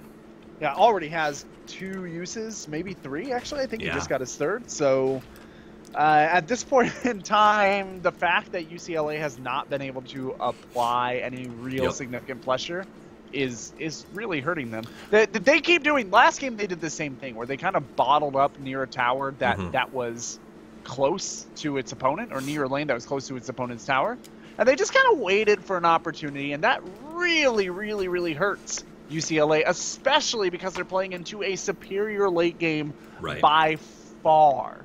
By far, I mean, just the Emperor or just the Gyro would be enough to arguably match up with the Juggernaut, right? But they've got both. Leaf Eater, wrong place, wrong time. Silence comes out, but not before. The stun does too. Nice. Yi Fever gets the hook to Leaf to buy some space. Never mind caught inside. Valaire comes to help. Shadow Raz to finish the job. Here comes the call down as Wirt wants to engage. Wow, the speed boost coming out of Shadow Fiend, and what I thought was going to be a massacre of Leaf Eater ends up being a great save because of the zoning hook shot from the Clockwork, choosing to hit Leaf instead of his opponent, and buying a little bit of space for Silencer to get away, and Valaire to rotate in and make the save. All right, so UCLA, they are aware that they're on a timer here, and they are going for a pushing-oriented strategy. So you can tell by the priority on the healing ward, the priority for the Shadow Fiend to go into a mechanism, which he has now finished. The fact that the Silencer is not building into Glaives, a harass build, instead going for the AoE and silence-oriented build. He may end up going for an Ags Refresher style support here as well. If the game goes that long, though, they've probably already lost. So for UCLA, like, they have all the tools they need now to push a tower. Why they're not pushing a tower, especially since they're kind of bottled up bottom anyway, is beyond me. Like, they keep waiting for the opportunity to take a kill and then push a tower. But pushing the tower is how you force your opponents to move into you in the first place. So Yi Fever really caught in a tough position. They burn the ultimate from the Lich to make sure that kill goes through, and the clock has nowhere to go. So a good pickup on the top lane, 5-3. Gold lead for the Dire is almost at 2,500. XP is over 3, and that Hand of Midas will keep extending that distance out farther and farther. That Night Stalker had... at the last we checked, comparing the Juggernaut to the Night Stalker in terms of farm, that Juggernaut was level if you took the Midas out of the equation. So it's not that way anymore, though. Right, and now so he's pulling farther and farther ahead. So basically, that Midas didn't set him back really at all in comparison to the Juggernaut. Yeah, if you count the Midas as in terms of actionable ability as about a 600 gold item, so because of the attack speed it gives, the Juggernaut's just barely behind the Night Stalker. But bear in mind the Night Stalker's getting levels out of that as well. He's now 2 levels ahead of the Juggernaut. So in terms of overall ability to function, the Night Stalker's way ahead. And that's the offlane, right? Granted, it's a dual offlane, so it is a full core, but it's not a farming carry. Interesting. All right. So that said, if you wouldn't mind repeating Gorgon in a second. Actually, I'll say it after the mid push. Mid push looks like it's going to come through. No contest just yet. Actually, wraparound coming from the guys. A big hook shot lands on Suzerain, who pops his flight, goes out over the cogs, and now Yi Fever is this is a weird positioning fight. It's Radiant. Nice Arctic burn. Yeah. Oh! He got him. Nice raz. That was a very nice. So he raises him to the high ground, gets the kill. Dumb Pubs drops back as the rotation comes in. And that was strange, right? Because the Dire was coming from the Radiant jungle and the Radiant was going from the Dire mid. It was just a weird positioning and both teams sort of seemed caught off guard from that. But if you wouldn't mind repeating real quick, I apparently am muted. Dota TV is not processing my voice. So tell folks if they hear a weird sounding one-sided cast, just come to the Twitch stream. Hey guys, if you're just hearing me talk to myself as though I were a crazy person who loves Dota, the reason for that is that my co-caster is not in Dota TV, so I would implore all of you to come over to twitch.tv/CStarLeague, C-Star League. There you go. Twitch.tv/CStarLeague to hear the full cast and get behind the scenes information. There you go. All right, rotation towards the top. UCLA going to bring 4. They want to get the kill. TP away to safety. And they're going to spend some time searching the jungle, trying to find him. Meanwhile, on the bottom, Dumb Pub's got to be careful. Vidian's got Knight going into the jungle. And why ulties? What a play. Catches that Lich in just the right spot and gets a kill. And that was beautiful. That was about as well as that could have gone for the Juggernaut. Yeah, I thought he was in trouble, really, actually. That was really, really beautiful. But once again, he has a build like... Great that he got the kill, but actually he's going to be dove in. Viridian coming in hard. What can Dumb Pubs do? He's got the spin. No, he doesn't even have the mana for a spin. Puts up the healing ward to buy some space. One more right click will do it. No, the ward's keeping him alive. Turns back, pops the blade mail. What a TP from Yafever, and now Vividian's got to go the block, but he goes the other way. ESCY now going to go through the trees to buy a little bit of space, try to make the wraparound happen. Viridian awful fast, though, as he goes into the air, running at full speed, jukes through the trees, turns around, Clockwork saw it coming, doesn't have the hook, he's going to TP out! All of those TPs came in, and it did rescue the Juggernaut, but man, you know what? He's going to be happy with that, because he didn't get the kill, but he forced out 3 TPs to make that rescue happen. I mean, he's happy that he forced out the TPs, but he's got to be a little miffed that he could have, like, he stutter-stepped in attack. Probably due to the Fog of War, I'm guessing. But, you know, he went for the silence after the Juggernaut already cast a healing ward. If he had auto-attacked instead of that silence, he's got to be kicking himself for that right now. Just thinking that over again, like, oh, I really could have had that kill. Especially being that there was no mana left on that Juggernaut. Right. So. I mean, even if the Juggernaut Blade Fury, Viridian, the goal for him was to get that kill and get out anyway, so he could have stood in that damage if he had to. But, you know, hindsight is no harm, no foul. 2020. Yeah, he didn't lose anything. He forced out TPs. It was a good play. I'm by no means meaning to criticize. So all things said and done, I would have him do that play over again 20 times. So let's look at the net worth stack right now. Shadowfiend still on top, but 2, 3, 4 still belonging to the Dire side and gaining ground. The actual XP has gone slightly towards UCLA's favor recently, as it is only 1,000 to the favor of the Dire. Big stun comes in, Valier comes in invisible, gets off his ultimate, but immediately Ember Spirit jumps to safety, just barely getting out. Viridian comes in, dodges the hook shot without realizing he was dodging the hook shot, and backs away. So almost had that Ember Spirit. They put the combo together with the Shadow Fiend and the slow, but it just was not quite enough damage. I think he got away with less than 50 or 60 HP. So I think Viridian actually wanted to get hookshot there, to be honest. He had his blade mail up and ready when that hookshot went off. Winter Wyvern had her ultimate up, and Lich had his ultimate up as well. So if that hookshot had come in and UCLA had re-engaged, it probably would have gone the way of their opponents. So probably for the best that hookshot didn't connect. Never mind, right back into the fray here. Gets that Flame Guard up. Looks like he's interested in a fight. Leaf Eater and Yi Fever also going to be in that mid position. So here's what we got, a standoff. 3 on bottom. Looks like they're going to try to keep pushing this lane. And like you said, UCLA knows they're on a timer and they're being very aggressive in this mid position. Should they be try to take, what tower is most important, I guess, for them to try and take down in terms of slowing the progression of USC? for UCLA.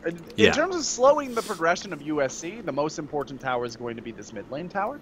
But in terms of the tower they should really be going for, it's this bottom lane tower. Right. You take that bottom lane tower, then you're going to have the little bit of extra gold to, for example, if they had that bottom lane tower, Clockwork would have a blade mail right now instead of just bare brown boots and an empty bottle.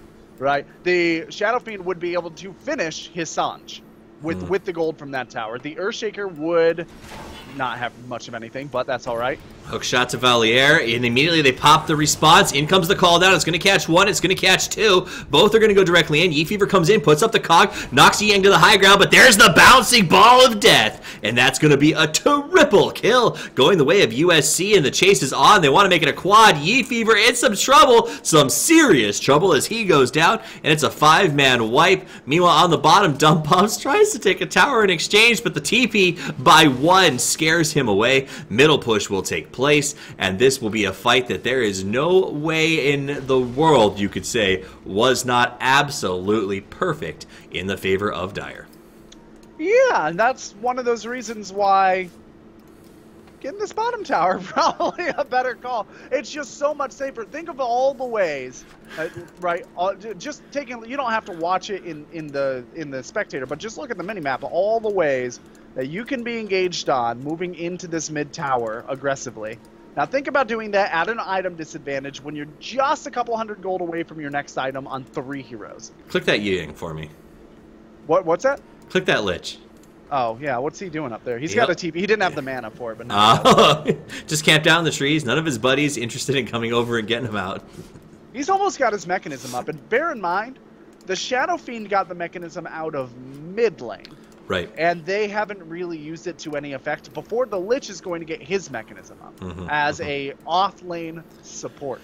Well, let's also talk about how the Gyrocopter is a couple of hundred gold away from finishing up his BKB, and that'll be out in the next fight, and that's going to be, I think, really, really tough for UCLA to deal with because he's going to be incredibly strong. Big hook shot, long distance, goes for Suzerain. Going to go ahead and put up his, I don't know what it's called, Glacier, and he's taking a lot of damage, healing as fast as he can, but it's not going to be enough. Down he goes to Shadow Fiend, who definitely can utilize that gold, and they're going to take your advice, Gorgon. They're going to push that bottom tower. There we go.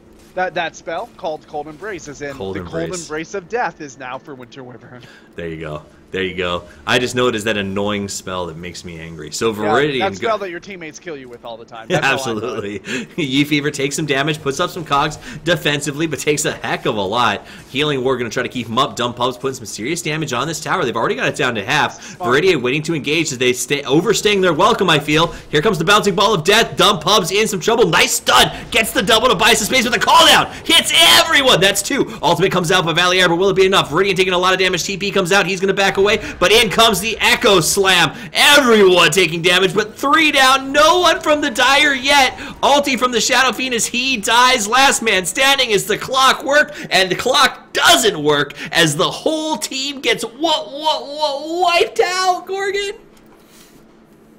All I can say is that Suzerain and Yang really carried their weight in that fight. As supports, they made that fight work. I mean, there was a big call down, and that's great, and Viridian was hitting very hard, but their cores are supposed to do that. The fact that the bulk, like the Earthshaker was completely killed by Winter Wyvern, and the bulk of UCLA was wiped down to danger levels by the Lich, which had just perfect timing on that ultimate. It was smart to be pushing this tower to chip. It was not smart to stay to the point where if an engagement happened, the Wyvern would be able to TP and join. As soon as that Wyvern got down to about 10 seconds before respawn, 10-second respawn timer, they should have backed up. This is dangerous. Wait, interesting hook from Fever. Comes in, taking a ton of damage, puts up the Blade Mail. He'll get the return on Wirt, so it's a 1-for-1. And again, it's that situation where USC is far enough ahead that I guess you could argue that's a trade that UCLA would be happy to take. They did lose the tower, though. So, at the end of the day, who came out on top of that one? Oh, UCLA came. I mean, they were going to lose the tower anyway, right? So at least get a trade for it. That, especially considering that kill should not have been possible. Gyrocopter has his BKB finished. He just doesn't have it on him. Damn. So let's take a quick look at the graphs. Difference in gold is about 7,500, which is a lot, until you look at the XP differential, and you see that Dire is up by over 12,000 XP. If I go to the hero level stack chart, 7 and 8 are the levels on the support for Radiant. And that Earthshaker, I don't think he's anywhere near getting a Blink Dagger up and running. Yeah, I honestly, if I'm this Earthshaker and I'm not, thank God, this is a tough choice to make. I think really his call here is just to go into a Force Staff instead of a Blink. It's a very unpopular call, but you can buy it in small components. It still gives you that initiation, allows you to kite out the Night Stalker. Big rope. The hook shot does go to the creep. They make a move in, and out jumps the Ember. So if that hook shot had connected, potentially they could have tried to get that kill. They had everyone stacked up on all sides. Leaf Eater did. Did he blow his ultimate for that? Yeah, he blew his ultimate after the... And now he's in some trouble as Viridian's coming in. Ember Spirit has returned. Leaf Eater go boom! And gets rocked down as the rest of the team abandons. So that hook shot did not pan out. The entire team invested their spells as if it was going to, and I'll give them blind faith is an impressive trait. That said, Ember Spirit was able to run out, come right back in, and get themselves a nice pick on Leaf Eater, and presumably this tower with no trouble whatsoever. USC walked up to Leaf Eater and said, "Hey, I hear you like how things go silent, so we're gonna make it so you never hear anything again." That's pretty good. That's pretty good. Works out. Anyway, they're going to get this tower, no problem at all. They're probably going to be able to rotate to the top lane and get a tier 1 immediately afterward. And I don't know that there's anything UCLA can do about it because they don't have a silence for 70 seconds. Right. Now we did see Clockwork trying to push the lane back a little bit, maybe to slow that progression towards that tier 1. Down the bottom, Dumb Pubs continues to aggressively farm, getting whatever he can get his hands on. Yasha finished, Drums of Endurance finished as well. Ag's now up on the Night Stalker. What else are we looking at? Sanj Yasha on the Shadow Fiend. Manta on the Ember. Yeah. That's pretty much what we've seen is what we get. The Gyrocopter did go for a Drums build, which I think is notable. I think it's smart.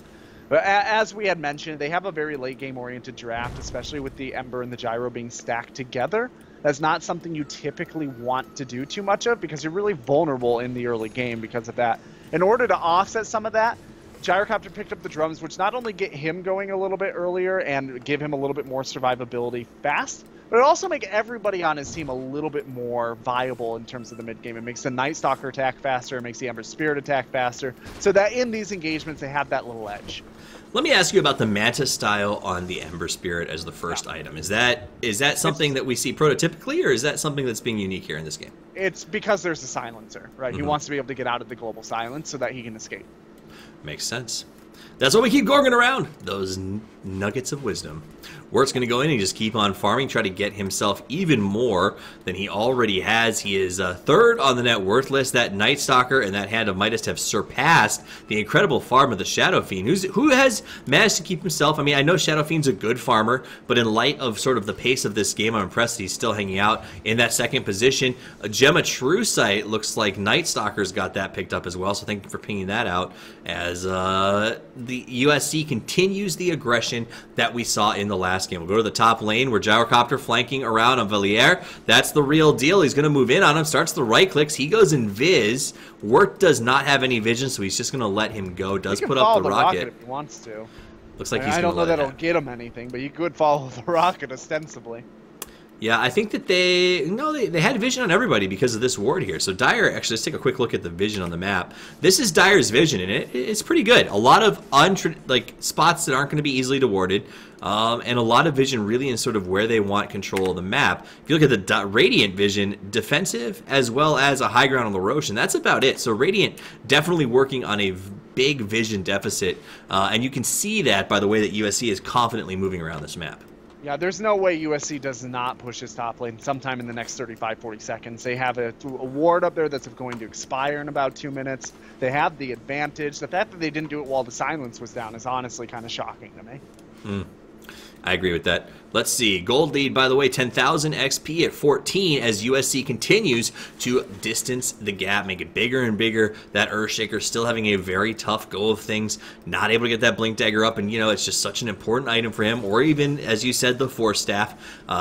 Looks like Night Stalker is starting a BKB, and BKB is almost done on the Shadow Fiend as well. Yeah, everything's going the way. I mean, USC has everything right where they want it, right? This is that chokehold vision that I was talking about. Now, anytime the Night Stalker ultimate is up, UCLA can't see anything. All the time, they don't have vision anywhere on the map because there's the gem up. And in order to get close enough to actually see their opponents, they have to get close enough to be engaged on by the Winter Wyvern or by the Lich. Okay, that's brutal. Look at that It vision. is very, very brutal. Yeah. And also worth noting, Gyrocopter now has a 10-second BKB charge when he chooses to use it. So the next engagement, he'll be able to run around and do some free work here. We do see Ember Spirit jump in and jump back out. They put some damage on the tower and decide this is not the time for us to fight. They just back away. Very disciplined play by USC, knowing they're up and making that choice, TPing off to the lanes and continuing to just sort of push and play the game at their pace. Yeah, I really like the way that the supports on USC have been playing this game. Yeah, there's been a little bit of caught out action once, I think, on the Wyvern and once maybe on the Lich. But all things said and done, they've been very disciplined. They haven't been out ahead of their team. They haven't been trying to engage without their team's awareness. And just the fact that Suzerain TP'd bottom and cleared out that wave right away when he knew that they were going to back up instead of just backing up with the team. That little thing just swung the gold, 400 more into favor of Dire. Those little things add up. They do, and USC is really showing us how that works. Now let's talk about UCLA's situation right now. If you look at the kill count, it doesn't seem like they're maybe that far behind. Towers are roughly even, but when you look at the net worth, when you look at the XP, they're just so far behind. What can they do to get themselves back into this right now?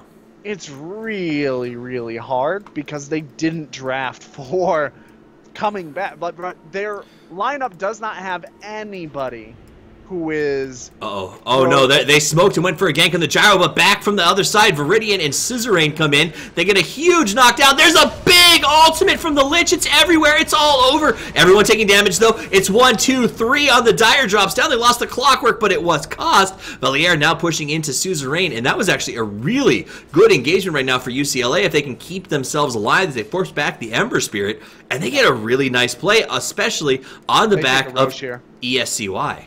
100% they take a Roche here. This is if there is a way to get back in the game, that little misengagement is the way to do it. The problem, and really the only problem here, is that they don't have anybody that maintains momentum into the late game from behind, right? The Juggernaut, if they take a couple of engagements like that, Juggernaut can carry very hard, so can Shadow Fiend. And Silencer scales infinitely, but he only has 6 stolen intelligence. So, in theory, they could go into the late game very effectively. The problem is all of these heroes get countered very hard in the late game. Right. The silence can be dispelled very, very easily with a Manta or a BKB or both. Obviously, some Assault Cuirass action or a little bit of armor basically counters out the Shadow Fiend almost in its entirety. A BKB counters out the Earthshaker almost in its entirety, at least in terms of offensive Earthshaker movement. And then any sort of lockdown counters the Juggernaut. So there's a lot on the table in terms of counters for UCLA that are available in the late game. They're going to have to play very, very carefully and make sure all their engagements, or close to all their engagements, are as strong as that last one was. Yeah, and I think that, I thought that when they went into that, the AoE and the close quarter combat potential of Yi Yang and Wirt was going to really carry them in that fight, but it turns out apparently UCLA has a lot of strong AoE. They have a lot of good initiation if they can line it up the right way. It was the Valier ultimate with the Earthshaker ultimate, and just they had so much going for them that made it tough to pin down that I just don't think Dire had an answer for that sort of bottleneck fight there in such a difficult spot. Well, I will also point out after this fight. Yeah, as Leaf Eater in some trouble, Viridian catches him, but here comes Dumb Pubs, big hook shot, four-staffs himself to the high ground, the spin, lots of ulti coming from the Lich, though he's going to go down. So he doesn't go down, he gets the clockwork in exchange. Valier goes to the high, he pops a BKB, but he's taking damage from all sides, trying to get that ultimate off. He will ultimately explode. There comes the ultimate from the Juggernaut, who gets himself a kill on the Night Stalker, but it's 3-4-1, and it's not over as Valier is going deep looking for Wirt, but the turnaround is there. Wirt survives and the Night Stalker doesn't. The Aegis will come out. He'll be able to get away as the rest of the team had to fall back for fear of his pop-up Shadow Res. But that's a 3-for-1 and an Aegis. So essentially, really kind of like a 3.5 for the price of a Night Stalker. Yeah, they got a gem out of it off the Night Stalker. That's nice. Yeah. Well, I mean, it's not the worst thing in the world. When you're behind, you take what you can get, right? They probably didn't fall very far behind off that. Maybe 300-400 net worth gap going out of their favor in terms of UCLA. That's probably not an engagement that was optimal to take, but really you've got to take what you can take. Anything you think you can win when you're behind, especially in this situation where you're playing against the clock, you don't have time to really pick your pitches. You know? Right, absolutely. So UCLA, like you said, it's going to be tough to come back, but they are putting up every ounce of fight that they have. Talking about UCLA's items, the Earthshaker does now officially have that Blink Dagger Force on both the Silencer and the Clockwork. For additional control, Manta on the Juggernaut, and that's about it for new items on that side of the map. On the opposite side for Dire, it's a totally different story. Ember Spirit's got his Battle Fury as well as his Manta, and it looks like he is almost done with his Chrysalis, so we'll see a Daedalus coming out pretty soon for him. Sanj Yasa on the Gyro, as well as a... Is it still a 10-second BKB? No, he's used it. No, it's down to 9. It's down to 9. It's at 9 seconds. The Yule's on the Winter Wyvern. So the Dire just sitting a lot stronger in terms of their items, but UCLA is going to keep the aggression going. Their comeback potential is built into taking these fights and trying to get back on the lead, and that's what they do. They pop the smoke, they rotate into the opponent's jungle, they'll find Wirt. That's the one they wanted to find. Looking for him, Force Staff to try to get the hook, but he dodges the hook shot, and now it's a spread out chase. They follow up, Wirt does get stunned, BKB's trying to get to safety. The cogs will come down and actually slow down Valier on the chase, and Wirt will use that 9-second BKB to get himself out of what could have been a very dubious gank for UCLA, and I think that's a well-spent BKB. Ember doesn't have any remnants that I can see. He does have a TP, I guess, but he's going to just kind of hack away at this tower while his mid tower is being sieged. They will use the glyph here. Ember's going to have to TP, and that's a long process. They will lose the tier 2 here for sure. They'll lose the tier 2, but it looks like they almost lost the tier 2 on the bottom. Never mind, sticks around. There he goes. He does have one back here in the jungle, but not back toward the base. Yeah, so this I'm going to come back to this point that I was going to make after there was that big fight, right, that USC lost. Right. And that is the synergy between a Wyvern and a Gyrocopter and a Lich is not, and an Ember Spirit for that matter, it is not as open as a lot of people immediately think. Because remember, when you have that Wyvern, the timing is really, really difficult. Because you're going to group everybody up, and then you're going to use a Winter's Curse on them.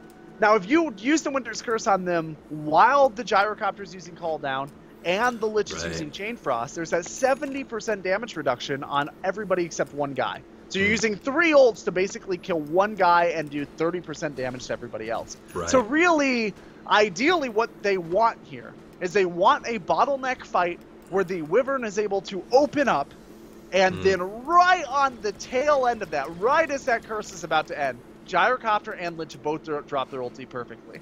And that's not what happened up here by the secret shop before. The Lich held his ult, but the Gyro didn't hold his. So that timing is really, really, really crucial for this overall lineup. Chrysalis, by the way, done on the Ember, and a Skull Basher on the Juggernaut while we went over that sort of timing sequencing. I think that that's absolutely right. Now, does that mean that you're going to see the Winter Wyvern try to pick up some sort of invisibility or initiation item to let him get in there and open these fights up? I'm sorry, could you repeat that? I was taking a look at items. So the problem that I see with that is right now, the heroes on USC's side are a lot stronger in terms of initiating. They're stronger than the Winter Wyvern. So how does the Wyvern be the first one in? Does he need to get some sort of invisibility device or initiation device to let him get the curse off in a bottleneck? Actually, he has both of those already. He's got a Glimmer Cape and he's got a Cyclone he just finished that. I think he just finished that Glimmer Cape. Yeah, just recently. But he has had the Cyclone Staff for a while. He doesn't necessarily have to be the first one in.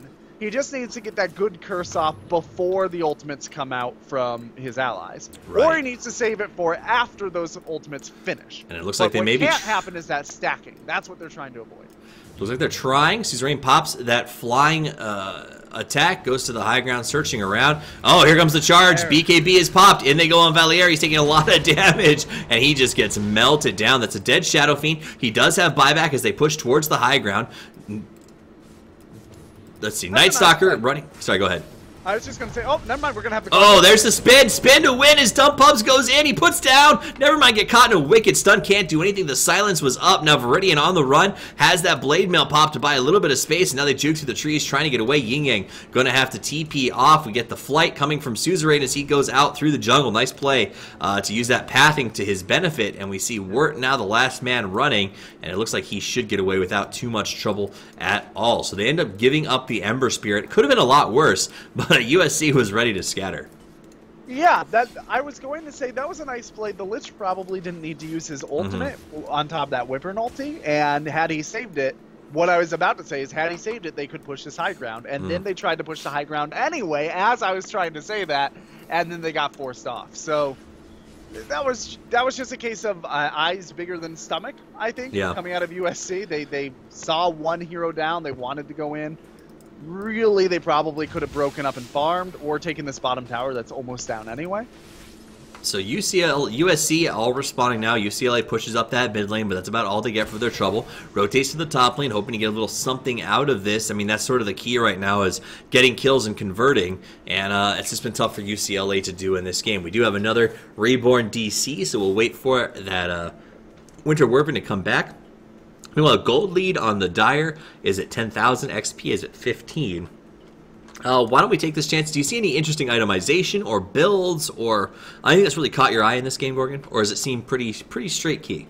The thing that really caught my eye, which I've already kind of harped on a bit, is that the mechanism came out on the Shadow Fiend instead of engagement items, and the push didn't follow. That's really the crucial choice for UCLA that I saw that has been hurting them tremendously. Everything else in this game, other than the fact that Clockwork has skipped upgrading his boots because he's so poor that he's been forced to go into just getting items and hoping he doesn't get caught behind. That's not a good position to have your Clockwork. Unfortunately, Leaf Eater has a follow-up force staff, so they can double force him out of trouble in theory. But yeah, things are not great for UCLA just based out of that early game failure to knock down some towers. And it is worth noting that Silencer has hit 11, only just so. So Leaf Eater becoming accustomed to being the lowest leveled hero in the game. Ember, on the other hand, up at level 20, really sort of causing a lot of trouble. Though that does mean that the kill that he gave up to the opposing team, very, very powerful. As you can see, the fact is Shadow Fiend still, and I want to say this, impressively, in my opinion, maintaining the overall net worth lead in this match, even though he's been on the back foot for a little while now. Yeah, he's doing a good job.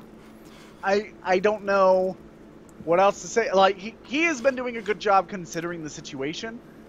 He has not, and I don't know if it's him or his team or his communication. I don't know what aspect of this is breaking down, but he and his team are not synergizing for the objectives when they need to, for the advances when they need to. They're really, they've been playing defensively fairly strong lately, but in terms of being aggressive, they almost always overextend. Speaking of Shadow Fiend, how do you pronounce, is it Raz or Raze? It's Raze, Shadow Raze, yeah. I always say Raz. Like razzleberries. Uh-oh. It says their Winter Werben's not on Skype either, so it looks like he's had a pretty hefty internet loss. Well, I will take this moment to assure people that even though I am obsessed with stats, I am not, and I sound exactly like Nahaz, I am not Nahaz. Although I did used to cast with him quite a bit, and that was very confusing for spectators, because we sound very similarly. So, I assure you, I am not he. You do sound similar. Okay. We have the exact same inflections. I don't know what the deal is. Like, it's just coincidental. Like, I work with Nahaz all the time, you know that. Like, we're pretty good friends. It's just weird that we have the same tonal inflections, the same level of enthusiasm, the same love for stats. It's like he's my my better educated older brother. Sibling. Yeah, or older brother or something. All right, looks like everybody is ready. This game about to get back underway. USC apologizes. All right. I don't know what TWC is. So, speaking of overextending, it looks like this is going to be a top push. The question is, will there be punishment coming out of USC, or will they let UCLA take this? If they try to punish and they fail, they might lose the game because of it. If they don't try to punish, they will lose the tower. It's not that big of a deal. So the tower will go down, and now they're going to back away, but Viridian wants to start this fight. Some fun names in this match, by the way. And he's going in awful deep. There they go. They make the charge, going on dumb pubs. He falls back. BK Beebs are popped all around. Valier turns right and gets caught inside of a nice little stun. He pops his BK Beeb, but he's taking a lot of damage. Down goes the Juggernaut. He gets his ultimate off Valier, but they finish him now, too. It's Leaf Eater next on the hit list as they continue to work on him, chase him down. It's Wirt making it happen. Lich went down in that exchange. Viridian wraps around from behind. It's a 4 for a 1. The only man to escape was the Yefever, who I believe was able to TP to safety. I couldn't follow him in that fight, but that's a huge win for the guys who had their tactical disconnect. A swing of Wow, 3,000 gold. Even with UCLA that far behind, 3,000 gold goes to the favor of USC as they'll take this tower. Can they push into the racks after this? Yeah, they probably can. Maybe not. I guess it depends on if the Earthshaker can get a nice big fat ultimate or not, right? Because the BKBs are down, and they'll still be down for another 10 seconds. So Earthshaker is just enough time to get in there and pop that. If nothing else, they can force the buybacks. I want to point out, that's like the third, maybe the fourth fight that Suzerain has interrupted Shadow Fiend's ultimate through his BKB with ultimate, and basically won the fight because of that. By the time the Shadow Fiend actually had a chance to come back and ultimate, all the BKBs were up, and it didn't do anything. Plus all the negative... Oh, never mind. We'll come back to that. Big hook shot goes in and wants to move on. Never mind. Is going to... I mean, they get you fever. He was just too far away from the rest of his team. Now he's down. Viridian wants to turn this into a fight because they got the kill, and he's down for 50 seconds. Shadow Fiend's still not back up, but they decided it's just not worth it and back away. That was actually... Once again, I don't know whether or not this was the intention coming out of the Clockwork. I'm going to give him credit for it. That was a really smart sacrifice because he went in there, he popped his Blade Mail, which naturally prompted his opponents to pop their BKBs. Now his opponents can't push high ground because they don't have BKBs to go into the Echo Slam, right? He effectively stopped that push. Otherwise, that push would have happened. And he's worth nothing, right? He's scum on the street in terms of his net worth. He's begging for Starbucks money. So it's not like he's going to give up that much net worth by dying. His respawn timer is actually insanely fast. He's already going to be back. Interesting observation. It's a lot of risk in hoping that they pop their BKBs to get the kill, which they do, and they decide, well, we can't push the high ground, so we'll go ahead and take that Roche. Meanwhile, UCLA has supports roaming around behind the Shadow Fiend, protecting him, it looks like, and this could be dangerous as Dumb Pubs is coming to check out the Roche pit and walks right into Viridian, who is waiting for him. In comes ESCY, he gets the stun, follows up, we hear the hook shot from the distance, but Viridian left to die. He goes down as they try to finish the Roche. In comes Ever Spirit, gets a big sleight of fist on just about everybody. Mech heals them back up. Aegis is picked up on the gyrocopter. Now Dumb Pubs gets caught. Oh, he's in trouble. Calldown's going to come in. Hits one, hits two. ESCY dropping very low. That's two. Good ulti from Valier. He tries to finish him off, and now we see the rotation back around. Winter Wyvern's going to hide out in the Roche pit. He's going to live, but Yi Fever is in there with him. And now the chase is on. They finish off Leaf Eater. They turn back for Yi Fever, and like you said, he's not the primary target, so they're going to leave him behind and go after the Shadow Fiend. Shadow Fiend goes down, and now we join Yi Fever on the chase for Yi Yang. And the turn back from the high ground, Suzerain, who is almost dead, harasses Yi Fever aggressively, who can't seem to get a kill on Yi Yang either and has to hide out in the woods. He's going to try to go around and just buy more space, and that's all he's been doing. That force staff attempt off the cliff doesn't work. Good cogs, so to buy him some space. He hook shots back to Yi Yang, gets the kill, but exposes himself to Suzerain, who will come in and finish the job and get themselves that kill. 5-man wipe. That was a nice play by that Clockwork. The realization that, you know, it was trouble for the Duke boys when he missed that jump over the gorge, right? That's where things went awry. So instead, he turned it around and managed to get himself a kill for it. Well, and he delayed the push, right? Like, in theory, had they not chased that Clockwork and just let him go, and everyone responded to middle lane, that tower would be gone. But he drew them away. He's done a good job for creating space here. Wirt's got to back off now. Be careful. Here comes that sleight of fist. Dumb Pubs drop backwards as he takes some shots from that slight, which is becoming even more very gruesome as the Battle Fury and the Daedalus are both online. Yeah, this is satanic on the gyrocopter, by the way. Very difficult for Leaf Eater, right? Can we talk about poor Silencer this game? It's very rare for a Silencer to have no good time to use his ultimate. Normally, right, you play a Silencer and it's always a good time to use your ultimate.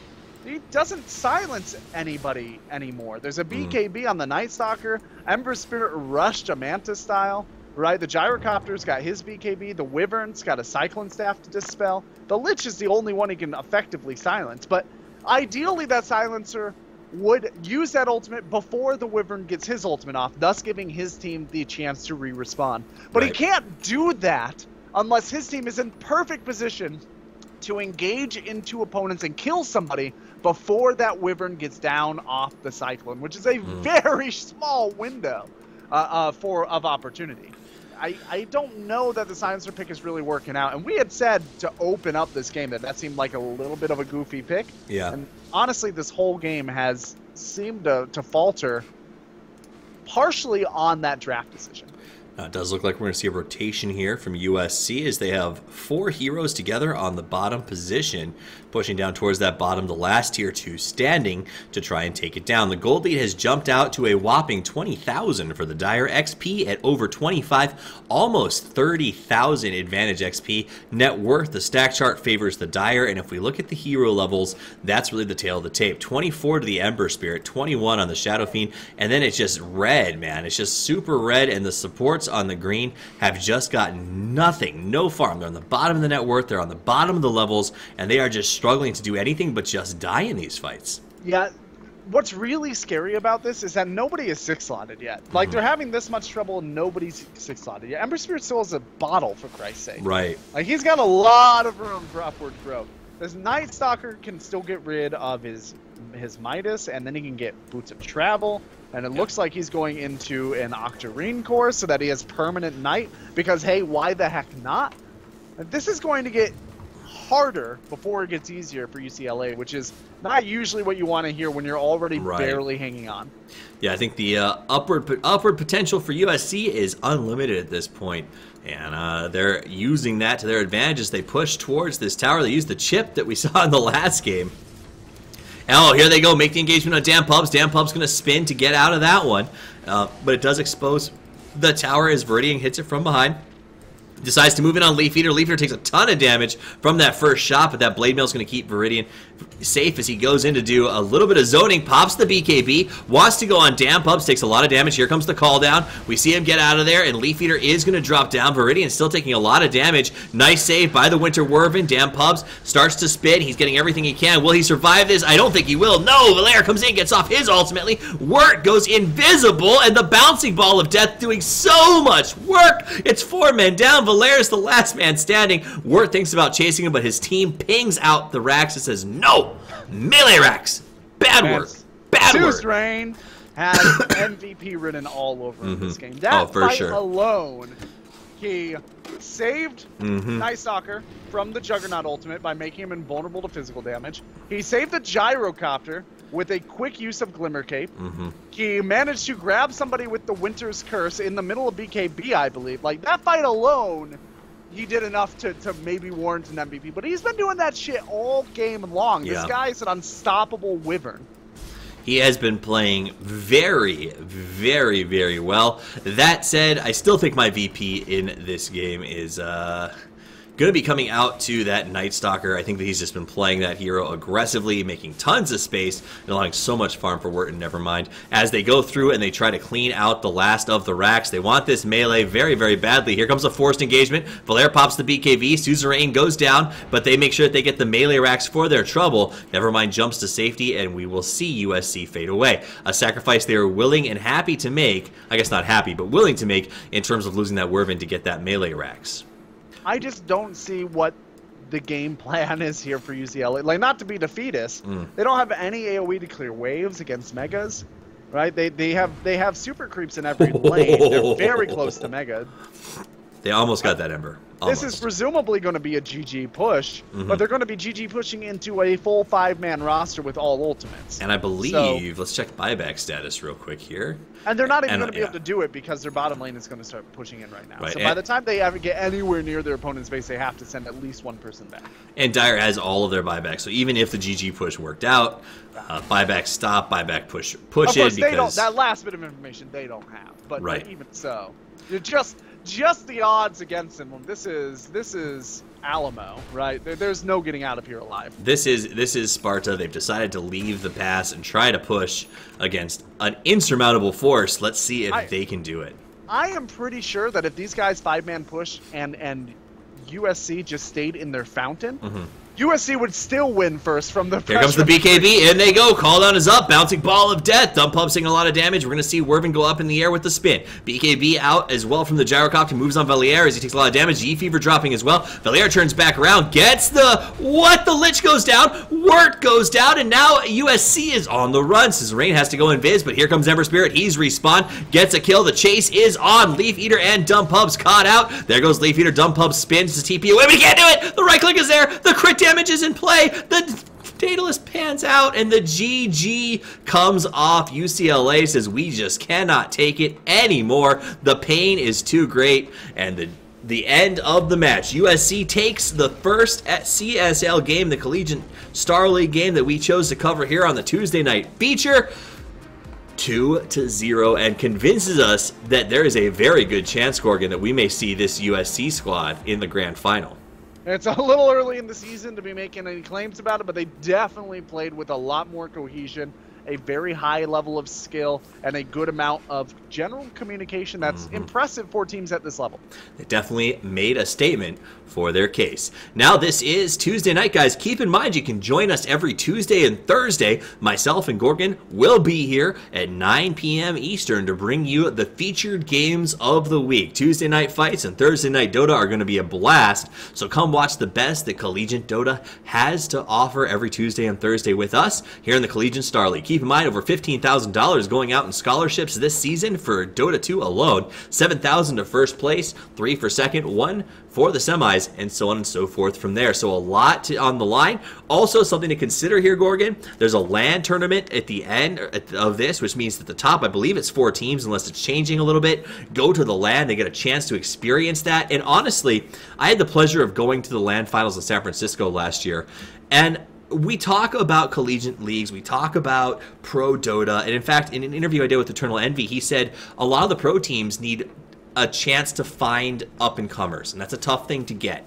And when you talk about CSL, last season at the grand final, we had Greg Laird, the manager for the High Council of Priests and Wizards. We had Charlie. He's also manager for one other North American team. He worked with Archon for a while. Archon, manager for Archon. Right? I don't think he's managing them anymore. I don't know for sure, but he was at the time managing Archon. We had Charlie Yang, the manager for EG. We had Fluff and Stuff, the current captain and scout for the new Archon.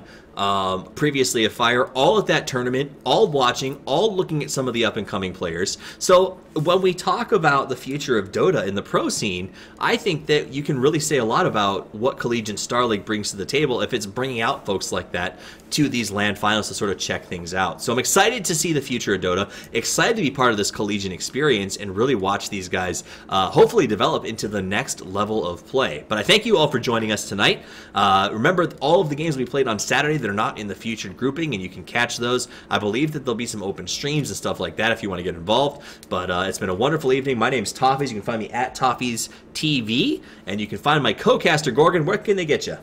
You guys can find me over at The Wonder Cow on the tweeters.